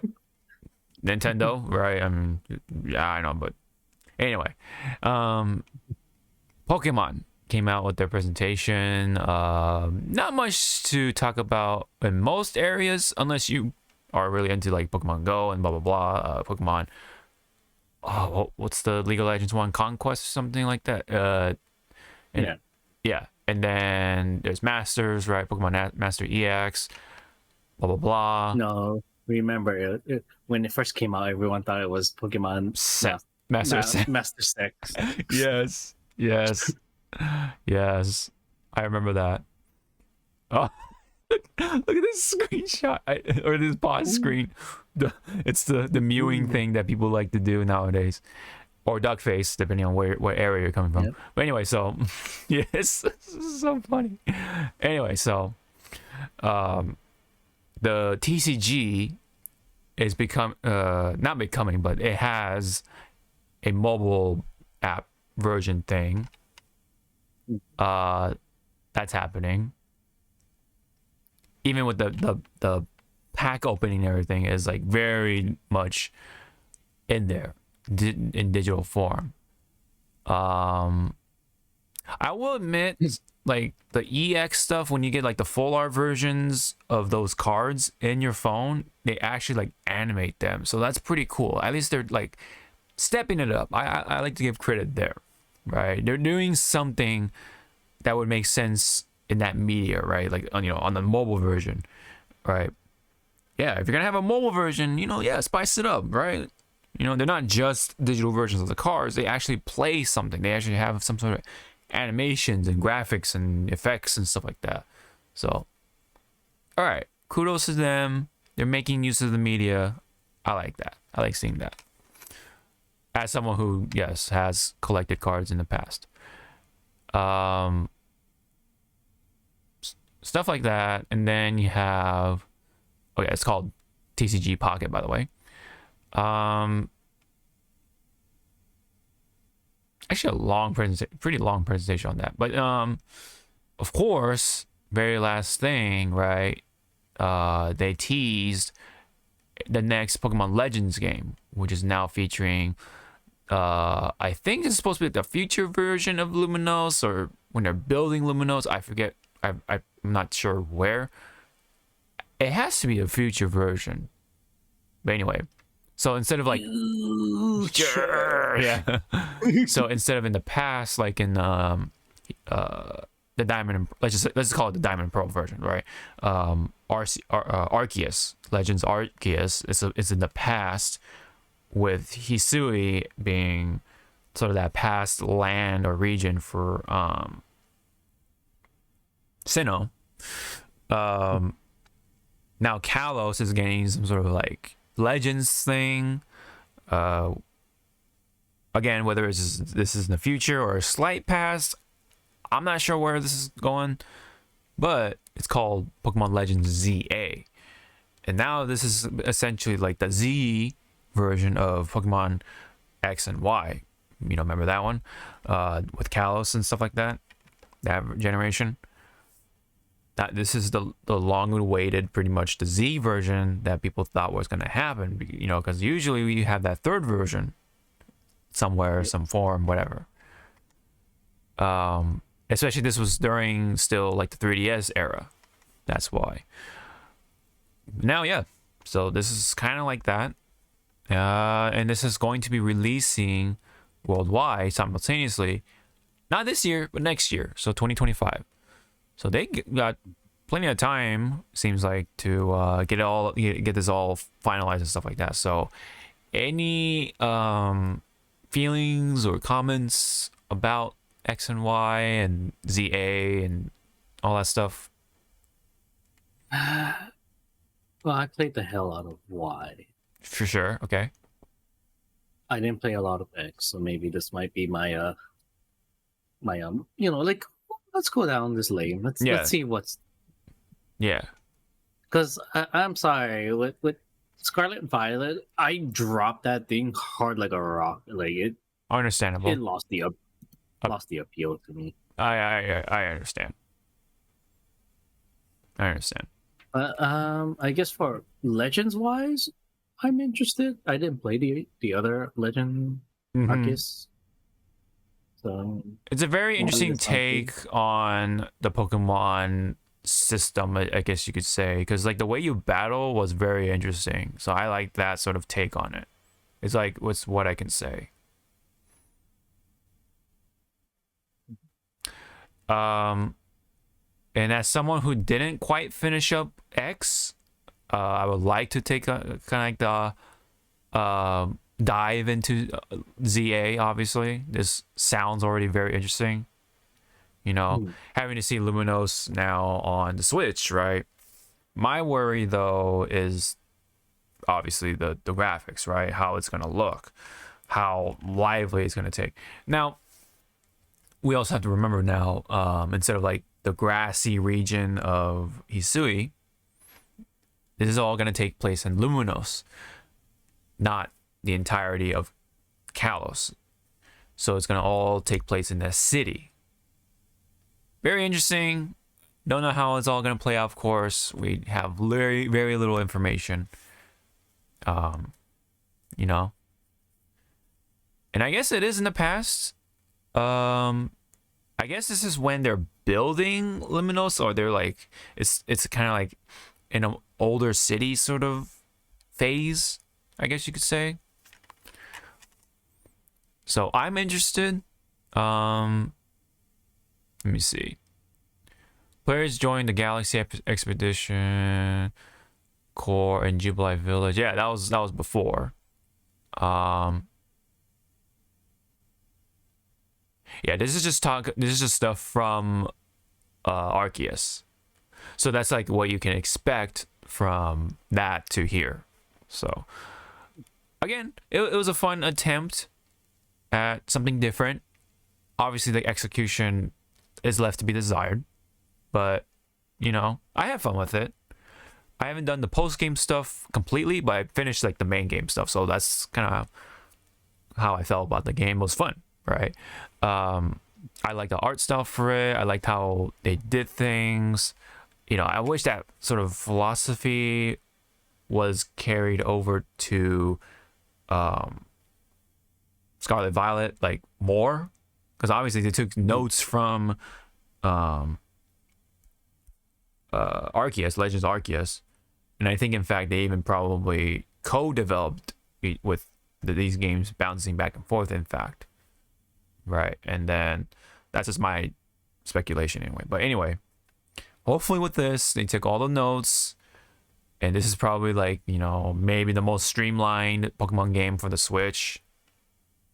I'm not gonna hold my breath on it because, yeah, Yep.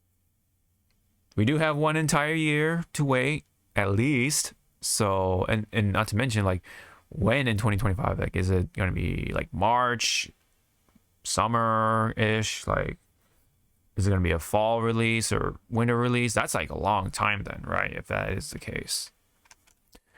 So hopefully with all that ample time, you know, they can really refine it, make it really look pretty and all that stuff, you know, for Switch standards anyway. Yeah, that's about it. No other real big hint. So, obviously we are going to be seeing Zygarde or Zygarde. I don't know how you pronounce his name or how people like to pronounce his name. So yeah, they're probably going to be like different versions of Zygarde because there already is. So I imagine there's going to be more versions of Zygarde or Zygarde. So yeah, but yeah, pretty cool. Conceptually anyway.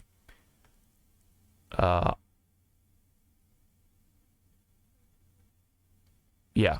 So again, it's gonna take place all in the city.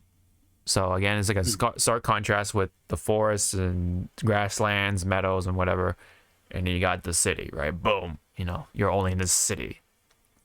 So I hope they can like make it very interesting, kind of make it look more.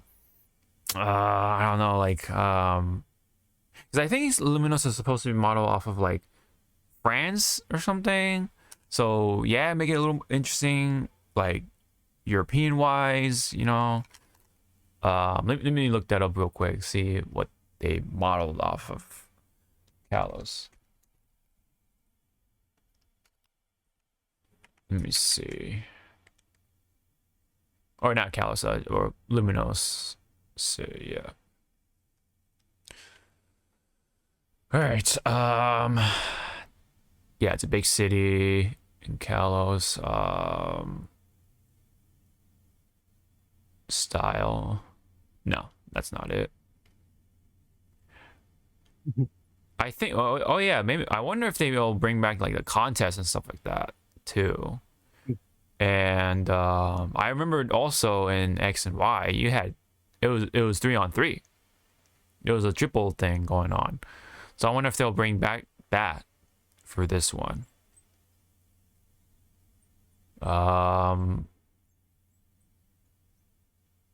it will be also be interesting to see, like, you know, the past versions of like the Kalos characters, right? And I kind of want to see the redesigns for the protagonists, the main characters. Yeah. Let me see. So blah, blah. Yeah. Okay. So Luminos City is based off of Paris. So there you go, France. Eiffel Tower. Yeah. Everything. Yeah. I thought as much. Yeah, so hopefully they really play off of that France, Paris vibes, and then kind of like pseudo futuristic because they're like building it, right? Or they're updating it. It's supposed to be a past version of Luminos. So it would be pretty cool. See, I wonder like if it's going to be like 1960s France or like 1920s France or 1980s France, like kind of stuff. Like, is it going to be kind of like steampunkish or like noir kind of thing? That's, you know, something to think about, you know. A lot of opportunities for settings. Yeah. Everyone's gonna have croissant with Croissant, yeah. Song with or a baguette. yeah, baguette. Just the black people. Baguette, yeah. Escargot. have you ever had escargot by any chance? No. Even though I'm gonna make a stereotypical shit of Filipinos. Yes, we would almost eat everything, but I would not eat that. I'll eat like, you know, like beef tongue, bull, diak. Yeah, okay. Okay. Yeah, and stuff like that. But it's like, yeah, try escargot. What the hell is that? It's like, no. I've had like bison and stuff, but I haven't like delved into like the crazier stuff. Oh no, I think the craziest thing I've had, quote unquote, is like a rabbit and snake sausage. It was a pretty definitely different in some way for sure. To put it, It was interesting. it's interesting, yeah. I still like, I feel sorry for my side of the family that has Japanese blood in them. I brought over, when we still had our Japanese store, natto, and I was just eating that, and everyone around me was just staring at me like, the fuck are you eating? Natto? Wanna try? No, it stinks. But it's good for you. No, keep that away. Go outside. I used to hate it. Now I'm kind of like indifferent about it. If it's in front of me, I'll eat it. But I'm the same way. I won't eat it like religiously, like Right. every day. It's like, no, I'll if it's in front of me and I'm hungry, yeah, sure. Give it Right. to me. I'll eat it. yeah, like my mom makes natto or prepares natto, so I'm like, all right, I'll eat it, but I won't go out my way to like actually make it myself. Is the thing. Unless it's like really good, then I'll order it at certain like ramen restaurants because they have like Yeah. a rice bowl thing with natto on top and stuff like that. And if it's really good, I'll actually go out I'll actually order it. You know what I mean? But as far as like making it at home or preparing it at home, no. That's kind of how I feel about that. Yeah. It's the same thing with me making adobo. I love to eat it, but I don't want to make it because the vinegar, like how much The vinegar smell, you have to yeah. use. Like it's like either burning my eyes or this whole house will smell like vinegar for the next 2 days. Yeah. Do you Which use again, rice vinegar or is it white vinegar? white. Ah. It depends. And this is how my grandfather like taught me about vinegar. How much time do you want to use the bathroom? I'm like, what? One is like you're gonna do it right right at that moment, or this if you put this much, or you use this one, you you use it like maybe later on in the day. That sounds horrible. Interesting. But I like regular vinegar. Really? I'm more of a rice vinegar kind of guy. It's a more mild than white vinegar. Because we use a lot of rice vinegar for anything that asks for vinegar. Vinegar, yeah. And we only use white vinegar for like cleaning stuff, actually. For like bathroom and like, yeah. We have like a whole gallon of it, of white vinegar, but we hardly use it for like actual cooking. It's more for cleaning purposes. Yeah. Anyway, so funny, it derived that conversation tangent off from escargot, but anyway, so That's what we like to do. that's what we do. Yeah, exactly. So yes, it's going to be very city heavy for sure, if you haven't said already. Yeah, I hope it like obviously Kalos can look beautiful, you know. So hopefully they can highlight that somehow, especially at, you know, whether it's daytime or nighttime, whatever. Really try to be ambitious about the style. Maybe we'll see. Like be ambitious and I guess what? Try don't make this game look void of life when you're outside the city. Yeah. Yeah. Hopefully they are on top of that. You know, because when it comes to these sort of games, you know, people in general, like, you know, people eat with their eyes, right? Like, you know, as much as, you know, that food can taste good, you gotta make it look good too, right? Like, You have to look appealing. If it looks like shit, it looks like shit. yeah. Like what was it? I mean, it's like color theory. If you know, like if it looks like brownish, you know, like super brown, everyone's gonna think it's dirty. It's unedible. Right. A lot of brown, yeah. So kind of like the same thing. It's funny because a lot of American food and even British food is a lot of brown because, you know, it's fried. Yeah, I love brown. Yeah.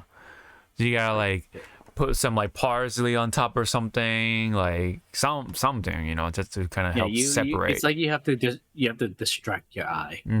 Yeah, like yeah, exactly. Almost like distract them away from the fact that most of what's on your plate is fucking brown, you know. So that's why you gotta put some like broccoli or something or carrots, kind of to help separate or to help, you know, uplift the dish visually, right?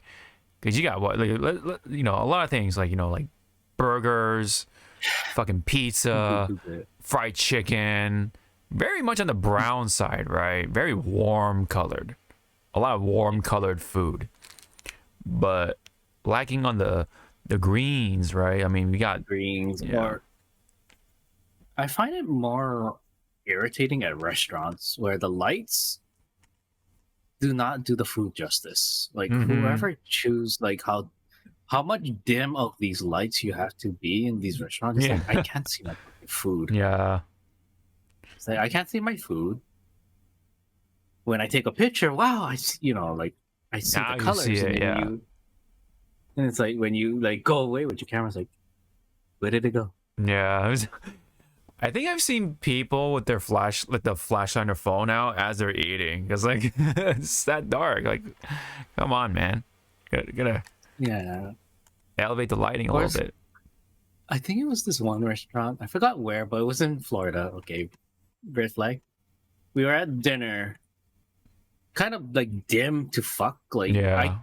I could, if we were sitting, across from each other, I could barely see you. Oh my god. I see you. I see your shape, Yeah. but you get to see like, movements and stuff. And then when the food came, I looked down. For almost a second, I was like, "Where's my food?" I smell it. I don't fucking see You it. smell it. That's funny. So all you heard for like 2 seconds was like me missing my fucking plate. Oh yeah, so you're just hitting the Yep. I was like, "Where's my fucking food?" Pink. I found it. Yeah. Yep. There are places like that, man. That are just like super dimly lit for some reason. And then I think it's in New York. There's that one restaurant that you eat in pitch black. Huh. I forgot what it's called, but it was on the news and people posted like on Vine and whatnot, and it's like, wow, this is so fucking pitch black. You can't see shit. Yeah. And you see like some people doing this, like looking for their silverware, and they're like they'll actually have like 2 knives in one hand. Oh my god. It's like, the hell. Damn, man, you I was gotta. like, wow, this looks fun, but dangerous at the same time. Damn, you gotta be either Sam Fisher from Splinter Cell or Captain Price from Call of Duty just to eat in that restaurant. Going dog. the night vision goggle. I mean, at that point, and again, since I'm doing stereotyping my ass up, Yeah. I'm like, fuck the utensils. Where's my hand? I'll fucking use my hand. Oh, as yeah, my yeah. utensils. Yeah. Until you forget that you ordered soup and you're just like, Oh, God. where's my soup? I found it. Yeah. Yeah. All right. Yeah, I mean, pretty interesting. Hopefully, we see more from it in due time. So, let me see. Is this something different?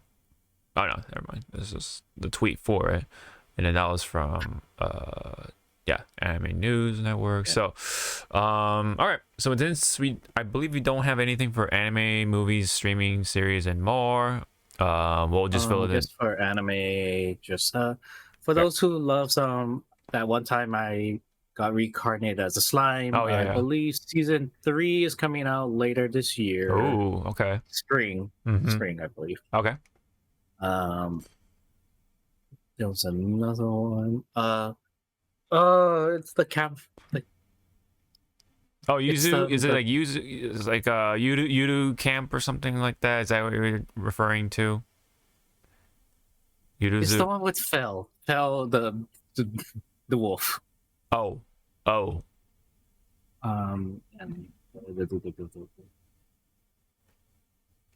Tondemo Scale de Isekai. Ah, I see. Which is I need to find what that anime is. I have yet to check out more One Piece for the anime. I really want to see Egghead, so I definitely want to catch up on that at some point. But I have been reading the manga, so I know what's going on for sure. But the anime wise, there you go. Campfire cooking in another world with my It's a long ass. Okay. But Campfire Cooking, I believe season 2 is coming out also later this year. So Okay. it's like, yeah. I see. Uncle Phil. Mm-hmm. One Piece, I do want to watch it, but then Got I'm trying to now catch up where I left the manga and trying to Yeah. speed read. It's like Mm-hmm. I forgot about Ultraman Rising, but it's not come out. But anyway. I guess to attach. Oh yeah, Monster number 8. I think it comes out this year. Oh, okay. Oh, Kaiji number. Oh, Yeah. okay. Yeah, Okay. Cool. I believe it comes out this year. Right. Well, since you brought up Ultraman, for Tokusatsu viewers, the new Super Sentai Bon Boom, right? Ranger Mm-hmm. is now has just started because their previous Super Sentai just ended last week. Oh, okay. Yeah, so get on if you want to, like any Sentai, just jump in. Every series is their own thing. little story. Yeah. Only the anniversary ones is the ones that harks back to like previous Super Sentais. Uh-huh. Got it. No, it's there. All right. So there's yeah, I think that's pretty much it. So let's I believe Fate Go is running right now with the with their, it's not really a what if, but it's their side story that is on Crunchyroll. Oh, okay. Interesting. Yeah. All right. Anime. All right. Let's just go ahead and dive into what we've played with Final Fantasy 7 Rebirth so far. So, how are you liking it? Simply put. Because I played okay, well, spoilers ish. Because I played Integrate, you can tell Integrate was the basis for Rebirth. Yes, and for sure. They tweaked it to to refine it. Yes. I don't know if it's my build or what they did to Earth, but she's hitting like a fucking truck. To who? With her magic. Oh, Aerith? Aerith. Okay. Yeah, she's hitting like a truck. So I don't know if it's my build or just the way she's being how I'm integrating her her worlds. So yeah, she's hitting like a truck. Mm-hmm. And she's pretty much the go-to that will have her pips already filled out because I keep using their stuff. Yeah. Red 13, he's fun. It's just that I need to buy another material called I think you might have seen it in the material shop, Provoke. It really helps him to do his counters. The vengeance stuff, right? Is that what it is? Or is that okay? So for those who really need this is like a quick shot of Red 13's playstyle. To get the vengeance meter up, he has to either block, parry, or really helps if you use his sentinel skill. Which is like the time. It's like you're in an immune state and you can just do a counter. But because you have provoke, you can also grab people, to gravitate towards him, put into sentinel, and then swap out to your to the other character to do damage while he builds meter for himself, and then switch back to him and go into vengeance mode.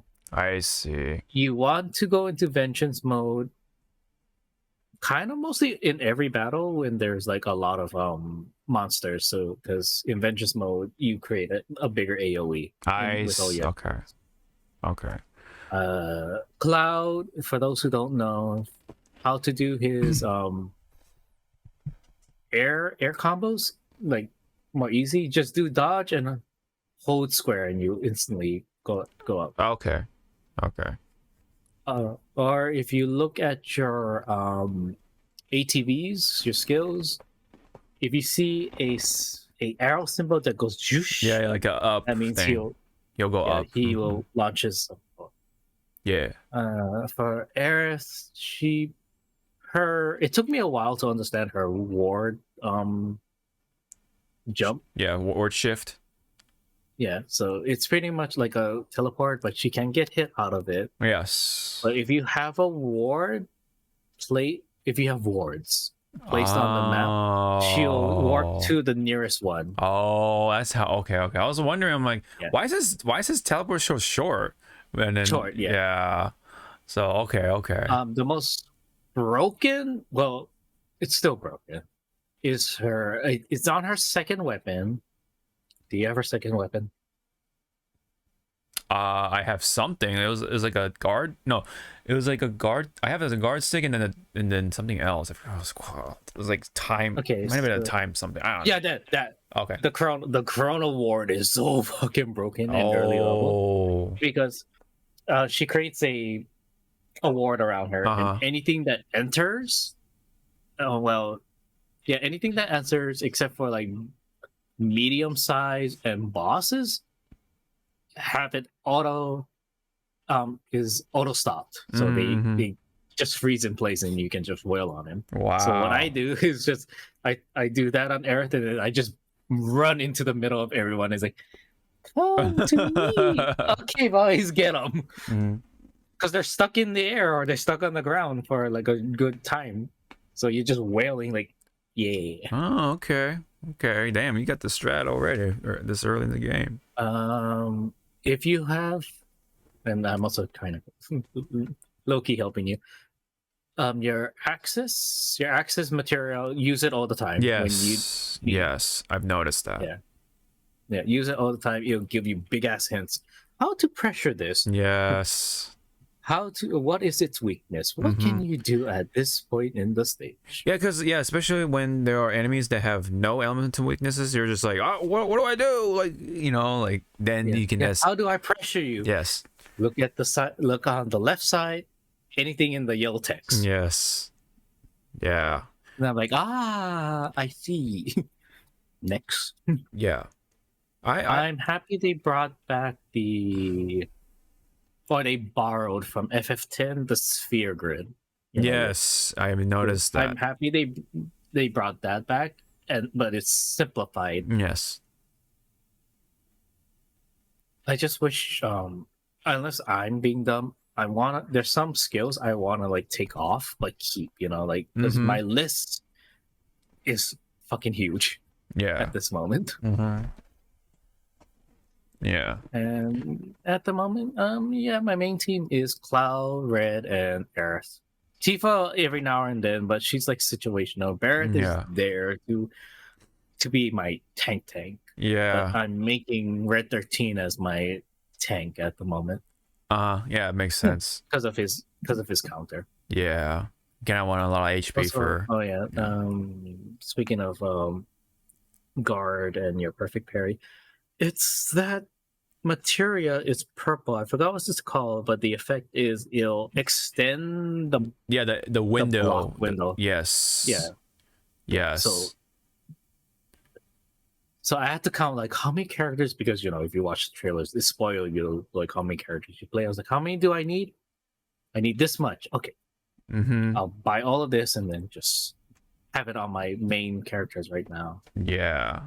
And to level up the material. Yes. And combat wise, I do like that how Barrett or your two people that's not in your main group, they're actually helping. Are they? Like, okay, I see. Yeah, I see like animations of that happening. I'm like, okay, that's a bit of cool detail, but are they actually doing something? Yeah. So I have Barrett on my standby. And every so often, I see his bullets flying behind me, and it's hitting an enemy, and I'm like, oh, "Thank you." Yeah, I noticed that. I was like, "Oh shit!" They actually. I don't know what Tifa does because she's a close combat, so she's probably just going like. Maybe she's supporting. Maybe she's buffing people. I don't know. Like, but did they actually do something though? Did they actually do damage in the backline? Yeah. So Barrett is not like a lot. I see like 10, 12, but it helps, right? So it's like, thank you, you're not being useless, right? Good. Especially when you're like fighting the small ones and they're just like they're like one or something. It's like, oh my god, they're over there, but Barrett just You know, just Barrett's like, I got you. yeah, yeah. I like trying to use Barrett, and I'm trying to make him sort of like my my tank healer, like I did with like I did in remake. So that's what I'm trying to work towards. We'll see. Like maybe like different stuff will make me think like, oh, maybe he's just be a tank or something. I don't know. But anyway, yeah.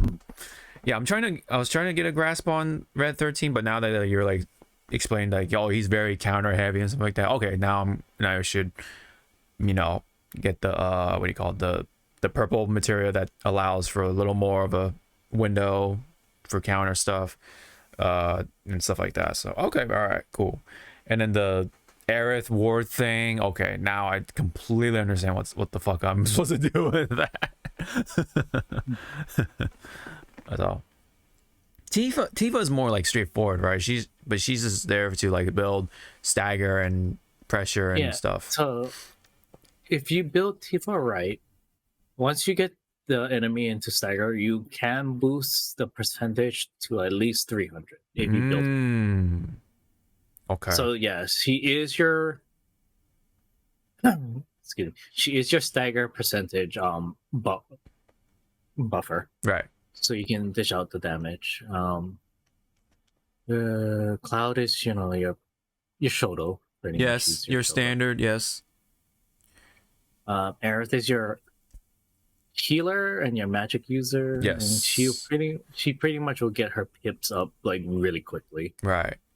Yeah, that's why I want to make her like sort of like the exclusive magic user, and then what's his face? Barrett would be in charge of healing, but I don't know. It may change. We'll see. So, but when it comes to the story thus far, presentation and all, like how do you feel about that? Is it very much like you know, part 2 or whatever of 7 thus far?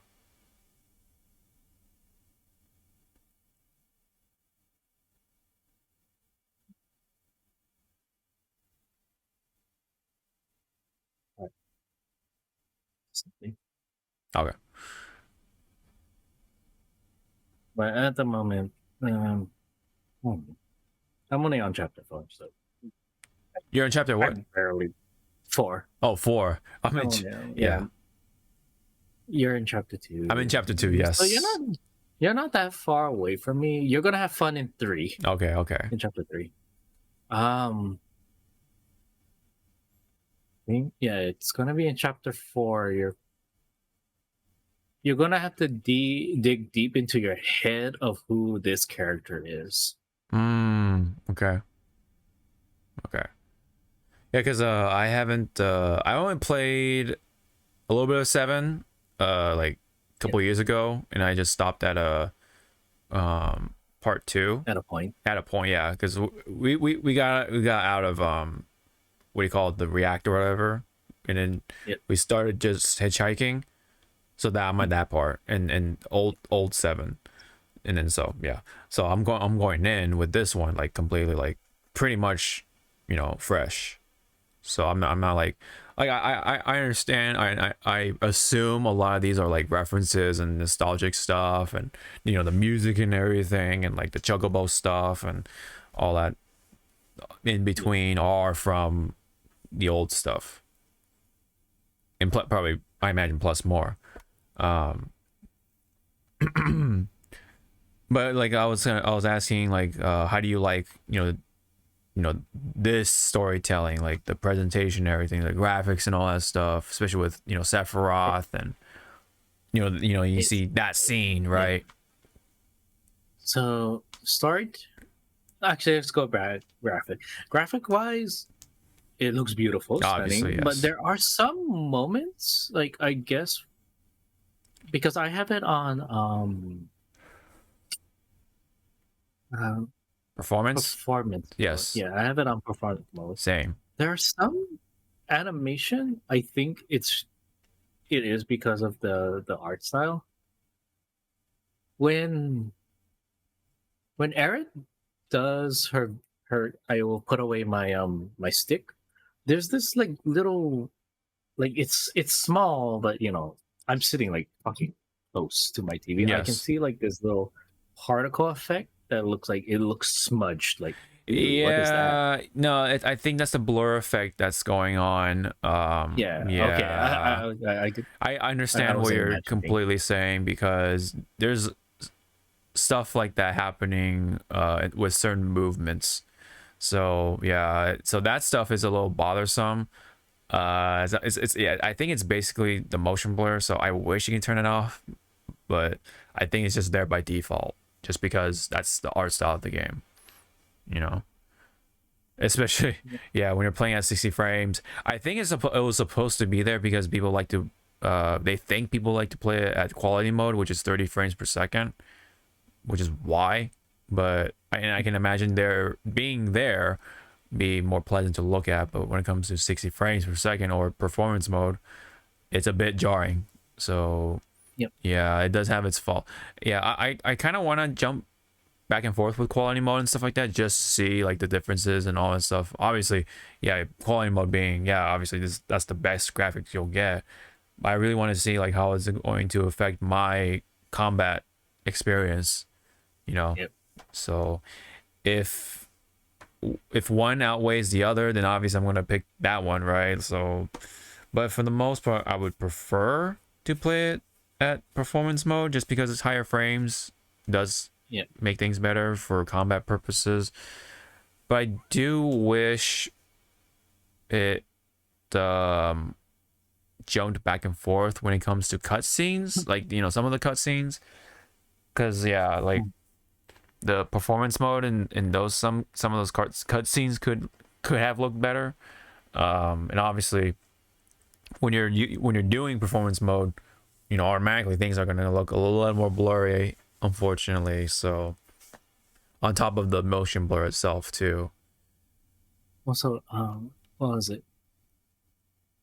It's some cutscenes. Well, not like true cutscenes, but like when you're interacting with like a different NPC Yes. and you're hearing their life story. Yes. Let's just say sometimes I actually like just run around to see what objects can move, and then I talk to them. Then I would see like the chair that I bumped into is like in the background, just going like, Mhm. "Wee." Yeah, And I'm like, yeah. That's the beauty of those Like- in-game cutscenes. Yeah, yeah. like, like if you were there, you'd be like, "You guys not see this?" Yeah, I know. No, it's like, nope. Yeah.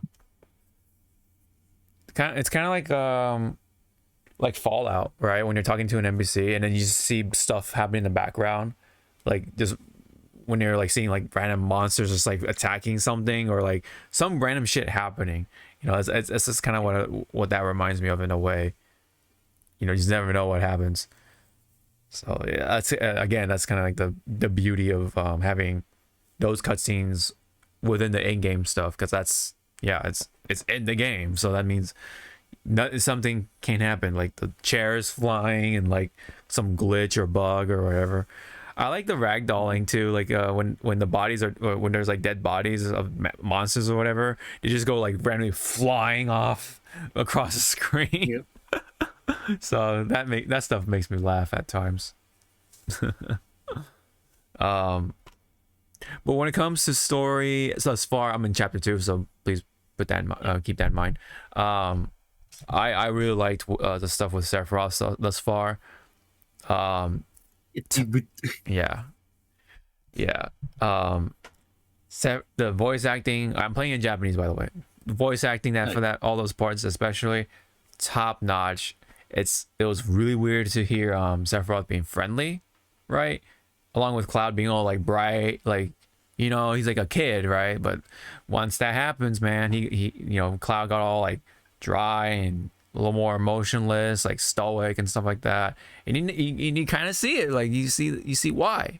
And same with Sephiroth, like he was friendly and now he's like fucking sinister and shit, and Such a puppy. yeah, and you definitely see and hear the change in their voice as well. It's like so very top-notch voice acting there for sure. Kudos to that part. And not to mention, there's like the cutscene with Sephiroth in the fire, right? Like with the village on fire, and he like walks off into the flames and everything, right? So I'm like, oh man, that's the cutscene, man. That's the cutscene, man. Oh man, it looks so good. Especially having to play Smash more enough times with Sephiroth's victory screen. It's like, oh man, it's so cool. It's so cool. Gee, now you said that, now you should go somehow put in the announcer for Smash. Sephiroth wins. Yep. It's so funny, like in Smash, they have Sephiroth and Cloud speaking Japanese by default. So that's why I'm like so much more like immersed in the Japanese side of things. So whenever I hear Sephiroth talk, it's like, oh my god, so cool. It's also really funny because that voice actor for Sephiroth is the same voice actor for Hachi from One Piece, the octopus, octopus fish man. So it's like it's so funny of how that works in voice acting, but that happens, man. You got the range, man. You can play goofy characters, you can play the complete total badasses and everything. Not to mention he also played as Eneru or NL, whatever, in One Piece. The lightning god guy. So it really goes to show, man, like his resume of characters he voices. But no, like all the storytelling thus far, I like it. Like the cutscenes, high quality and everything. The faces obviously are really good looking when it comes to those cutscenes. The combat is like more or less carries over from remake and integrate, of course. I like the team synergy stuff. It looks really cool thus far. That's why I'm like, I know it's probably not optimized, but I'm like unlocking all the synergy stuff first in the grid, and then the little stats or whatever, stat boosts. Yeah. So with the synergy stuff, read carefully of which one you always want to do. Because there's some are the ones that unlocks your limit break to be its second level. So for boss battles, which you'll think come to like for chapter 3, do those first. Like get that synergy out first as quickly as you can, and then slowly build up the. Okay, I see. Right. Yeah, and then the exploration stuff, I got super distracted in 2. That's why I'm still stuck in chapter 2. So I'll try to like not get distracted and do chapter 3 and 4, but man, there's just there's stuff to do. So yeah, there's like the radio tower thing. I'm like, oh man, this is like Ubisoft. Whatchamacall, like, yeah, there's just stuff to explore. So they're definitely doing a good job distracting me from the main story for sure. Have you played the TCG stuff, Queen's Blood? Yeah, Queen's Blood. It's a trip. That's all I'm gonna say. It's a fucking trip. Oh, okay. Trying to like understand it. Yeah, I was like having that moment too. When I was challenging against Crying Ned, and then and then it kind of like clicked in. I'm like, oh, it's this kind of game. So I'm like now I know kind of know how to like play the game, and then like I essentially just like I cucked them from adding more cards to that lane. So I'm like, all right, they can't add any more cards anymore. They're fucked. So I win the game. So it's like, yeah, it's kind of like a little reminiscent of Tekken, if you remember that. Remember that? Yeah, it's just like lanes and stuff like that, except obviously it works a little different. Yeah, lane, the lane thing, and yeah, but Yeah, it's almost a little bit of like chess mentality and like card playing, obviously TCG stuff. But yeah, it's all right. I mean, it's like kind of good old silly fun, especially those first three characters you fight, and then like there's the one you fight in the side quest. So I have like some of the legendary card, the Chocobo Moogle card or whatever. And I even bought the fat Chocobo card just because, I think. So yeah. There should be, yeah, there definitely should be more to it than that, but because it can't be that simple, right? Like there's gotta be more to it. So, anyway, yeah, I mean that's all I can say so thus far, but it definitely is addicting and fun. So thus far, you know, like I said, I'm stuck in chapter 2, so yeah, I mean it's been a pretty long wait, but I think it's paying off so far. So anything else you wanted to add in? Into a Anything for Rebirth? Anything to point out, I guess? well, not point out, but more of like, because you know they did the Advent Children, you know, back in the anniversary reshowing, and I so again, Square, this is your damn chance to put it on the fucking PSN for Advent Children costumes. You know people will drop money Yeah. for those Advent Children skins. Yes. I would fucking drop money. You put in Tifa's Advent Children costume, I will now play Tifa because she has that. But then my friend was like, no, what you want is Cloud's stupid ass costume that he wore in Kingdom Hearts 1. And I'm like, oh my god, yes. Because that like not ruined, but that like threw me into so many backflips. I'm like, it's like, wow, we're gonna fight Vince. Wait, why is it Cloud? Why do you have Vincent's arm? Why do you have his cape? Who are you? And the sword is What like is the sword is like bandaged and everything. Yeah, Bandage wrapped. Yeah, I'm like, who? What did they do to you? It's such a different Cloud, but it looked cool. I was like, all right, yeah. If they get those costumes in that game, that's like instant money for sure. So why is it that the Advent Children version of Tifa is what would make you instantly play Tifa? You just like that costume way better, or? I like the costume, and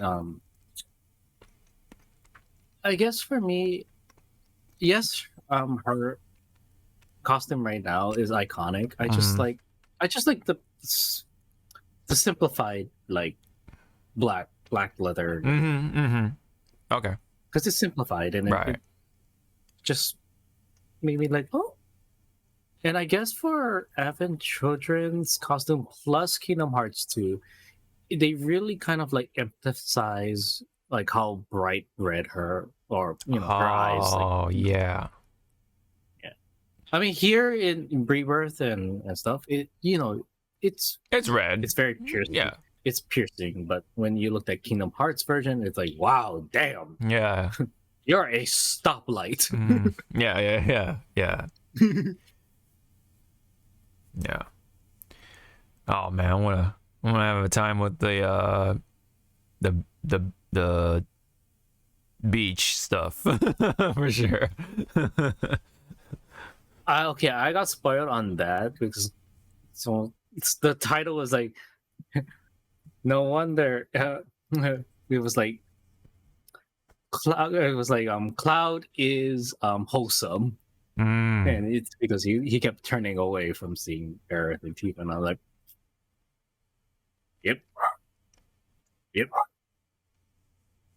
I And see. then I got spoiled again with Red 13 because they asked Red like something like, "How do we look?" And he's like, "Huh?" Oh, okay. Like, who? Mhm. And I was like, "Why are you saying huh?" Oh, recheck the rating. Yep. Okay, we are rated T, everyone. We're not rated M yet. Yeah. Yeah, I mean, I've seen couple of screenshots, so like, yeah, obviously I know there's a beach scene or whatever, but yeah, I'm just kind of glad that Square, put the fan service in. It's nice, right? Like, But the fan service, Yeah. it's like, there you guys go. It's our beach episode. yeah, it's the beach episode. Yeah, that bit of service, like, oh, all right, kudos for not giving into like the whole politically correct bullshit and all that nonsense. Just have fun, yeah. Have a beach episode. Why not? Don't give a damn thing about what's going on in the world. Just have fun with whatever you want, and let the characters be who they want to be, kind of thing, without all that obnoxious stuff. But anyway, so glad to see that. And obviously, yeah, I want to play more, man. I definitely want to check out more Final Fantasy. I'm kind of like in that kick again. Whereas when I was playing certain other games, I kind of fell off. Like 16 kind of did that to me. I'm like, it's not turning out the way I expected to, and kind of lost it for me. Yeah. 16 for some people. For some people, it's like that snack or food item that if you eat a lot, you're like, I don't want this anymore. Yeah. It was good Yeah. in the beginning, Yeah. and you just put it away. Yeah, something about it, man. I just lost it. As much as I would love to keep checking out the story and stuff like that, like I'll probably just YouTube it at this point, instead of just like going to the gameplay, because that's what really like put me down, for 16. But for here, it's such a stark contrast. Like, it's really fun.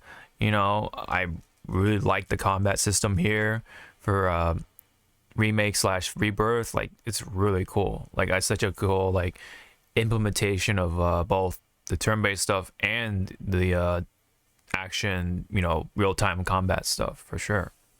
The whole ATB thing is such a good idea, so that's where I'm at with it. I'll definitely try to play more and more, especially by the time Dragon's Dogma 2 comes out. Man, that's another game I'm gonna be stuck on too. Oh man. I still, I don't know, now that you brought up Dragon's Dogma, I kind of wish it was multiplayer. Yeah, but Besides, it's your Echo or the I forget pawn, what yeah, they're called. the pawn. Yeah, the pawns. It's like, no. As much as let's have, yeah. But sorry. let us have that multiplayer. As much as that would be nice to have, I'm actually kind of okay being single player. That's just me, Yeah. We have Monster Hunter for that, right? And then so Dragon's Dogma to me is kind of like that this is your thing, like the solo lone wolf kind of game that like I like to have in my pastime. I don't know, it's just that kind of game to me. It's just a single player game, and then you have the pawns, of course, to kind of, yeah, it's like that weird gray thing with the co-op stuff. Like, it's not quite co-op, feels like it, but it's not, but it's there, and it's from another player too, so it's like that weirdness of like, why not just have the players themselves to co-op with you or some whatever. I don't know, I get it, but I'm okay with it just because that's how I see it for Dragon's Dogma. So but by the way, I'm excited for it as well, as I'm enjoying 7 Rebirth right now. Good turnout thus far. I'll try not to get spoiled. I'm really trying to trying hard to be vigilant about that stuff, man. It's as soon as I see something from people like, of course, Max and all the other content creators, of course, I'm like, nope, get this off my timeline, get the fuck off my face. Like, I had to fucking delete someone that at me in the YoVG Discord. It's like, Oof. so look, Max is doing this, and I was like, delete. I don't no. Yeah. Go away. Yep. Stop. I am trying to enjoy my playthrough. That's why you don't see my ass in chat. Yep. I ghosted you. Yep. In which that's what I told my D&D friends. I was like, are we gonna do our campaign soon? No? Okay. Once this day comes, I'm ghosting your ass. Do not even attempt to ask me if I want to play D&D. I will say kill my character now. It's funny because my friend, one of my close friends, asked me like, "Oh, are you caught up on Jujutsu Kaisen?" I'm like, "No, I got 7 right now. Damn it!" Do you see this in my hand? Yes. Do you see this white controller in my hand? Yeah, exactly. And then it's funny because my friend, he's like, "Oh, I've seen screenshots of Tifa. I completely understand." Because he's like, kind of like a very casual fan of Final Fantasy, but he really likes Tifa. So I'm like, all right, yeah, So, so anyway, I think that's all I got. I think that's pretty much the impression thus far. I'm really enjoying it, and I'll continue to keep playing it. Hopefully, I don't get too distracted with every fucking chapter, like all these side quests, this stuff to explore, and all that. But that's probably gonna be more of that. So whatever. Anyway, if you don't have anything else to throw in before we sign off, that's all I got. Really, I think honestly, I just want to go eat dinner and play more fantasy. Final Fantasy, man. I know.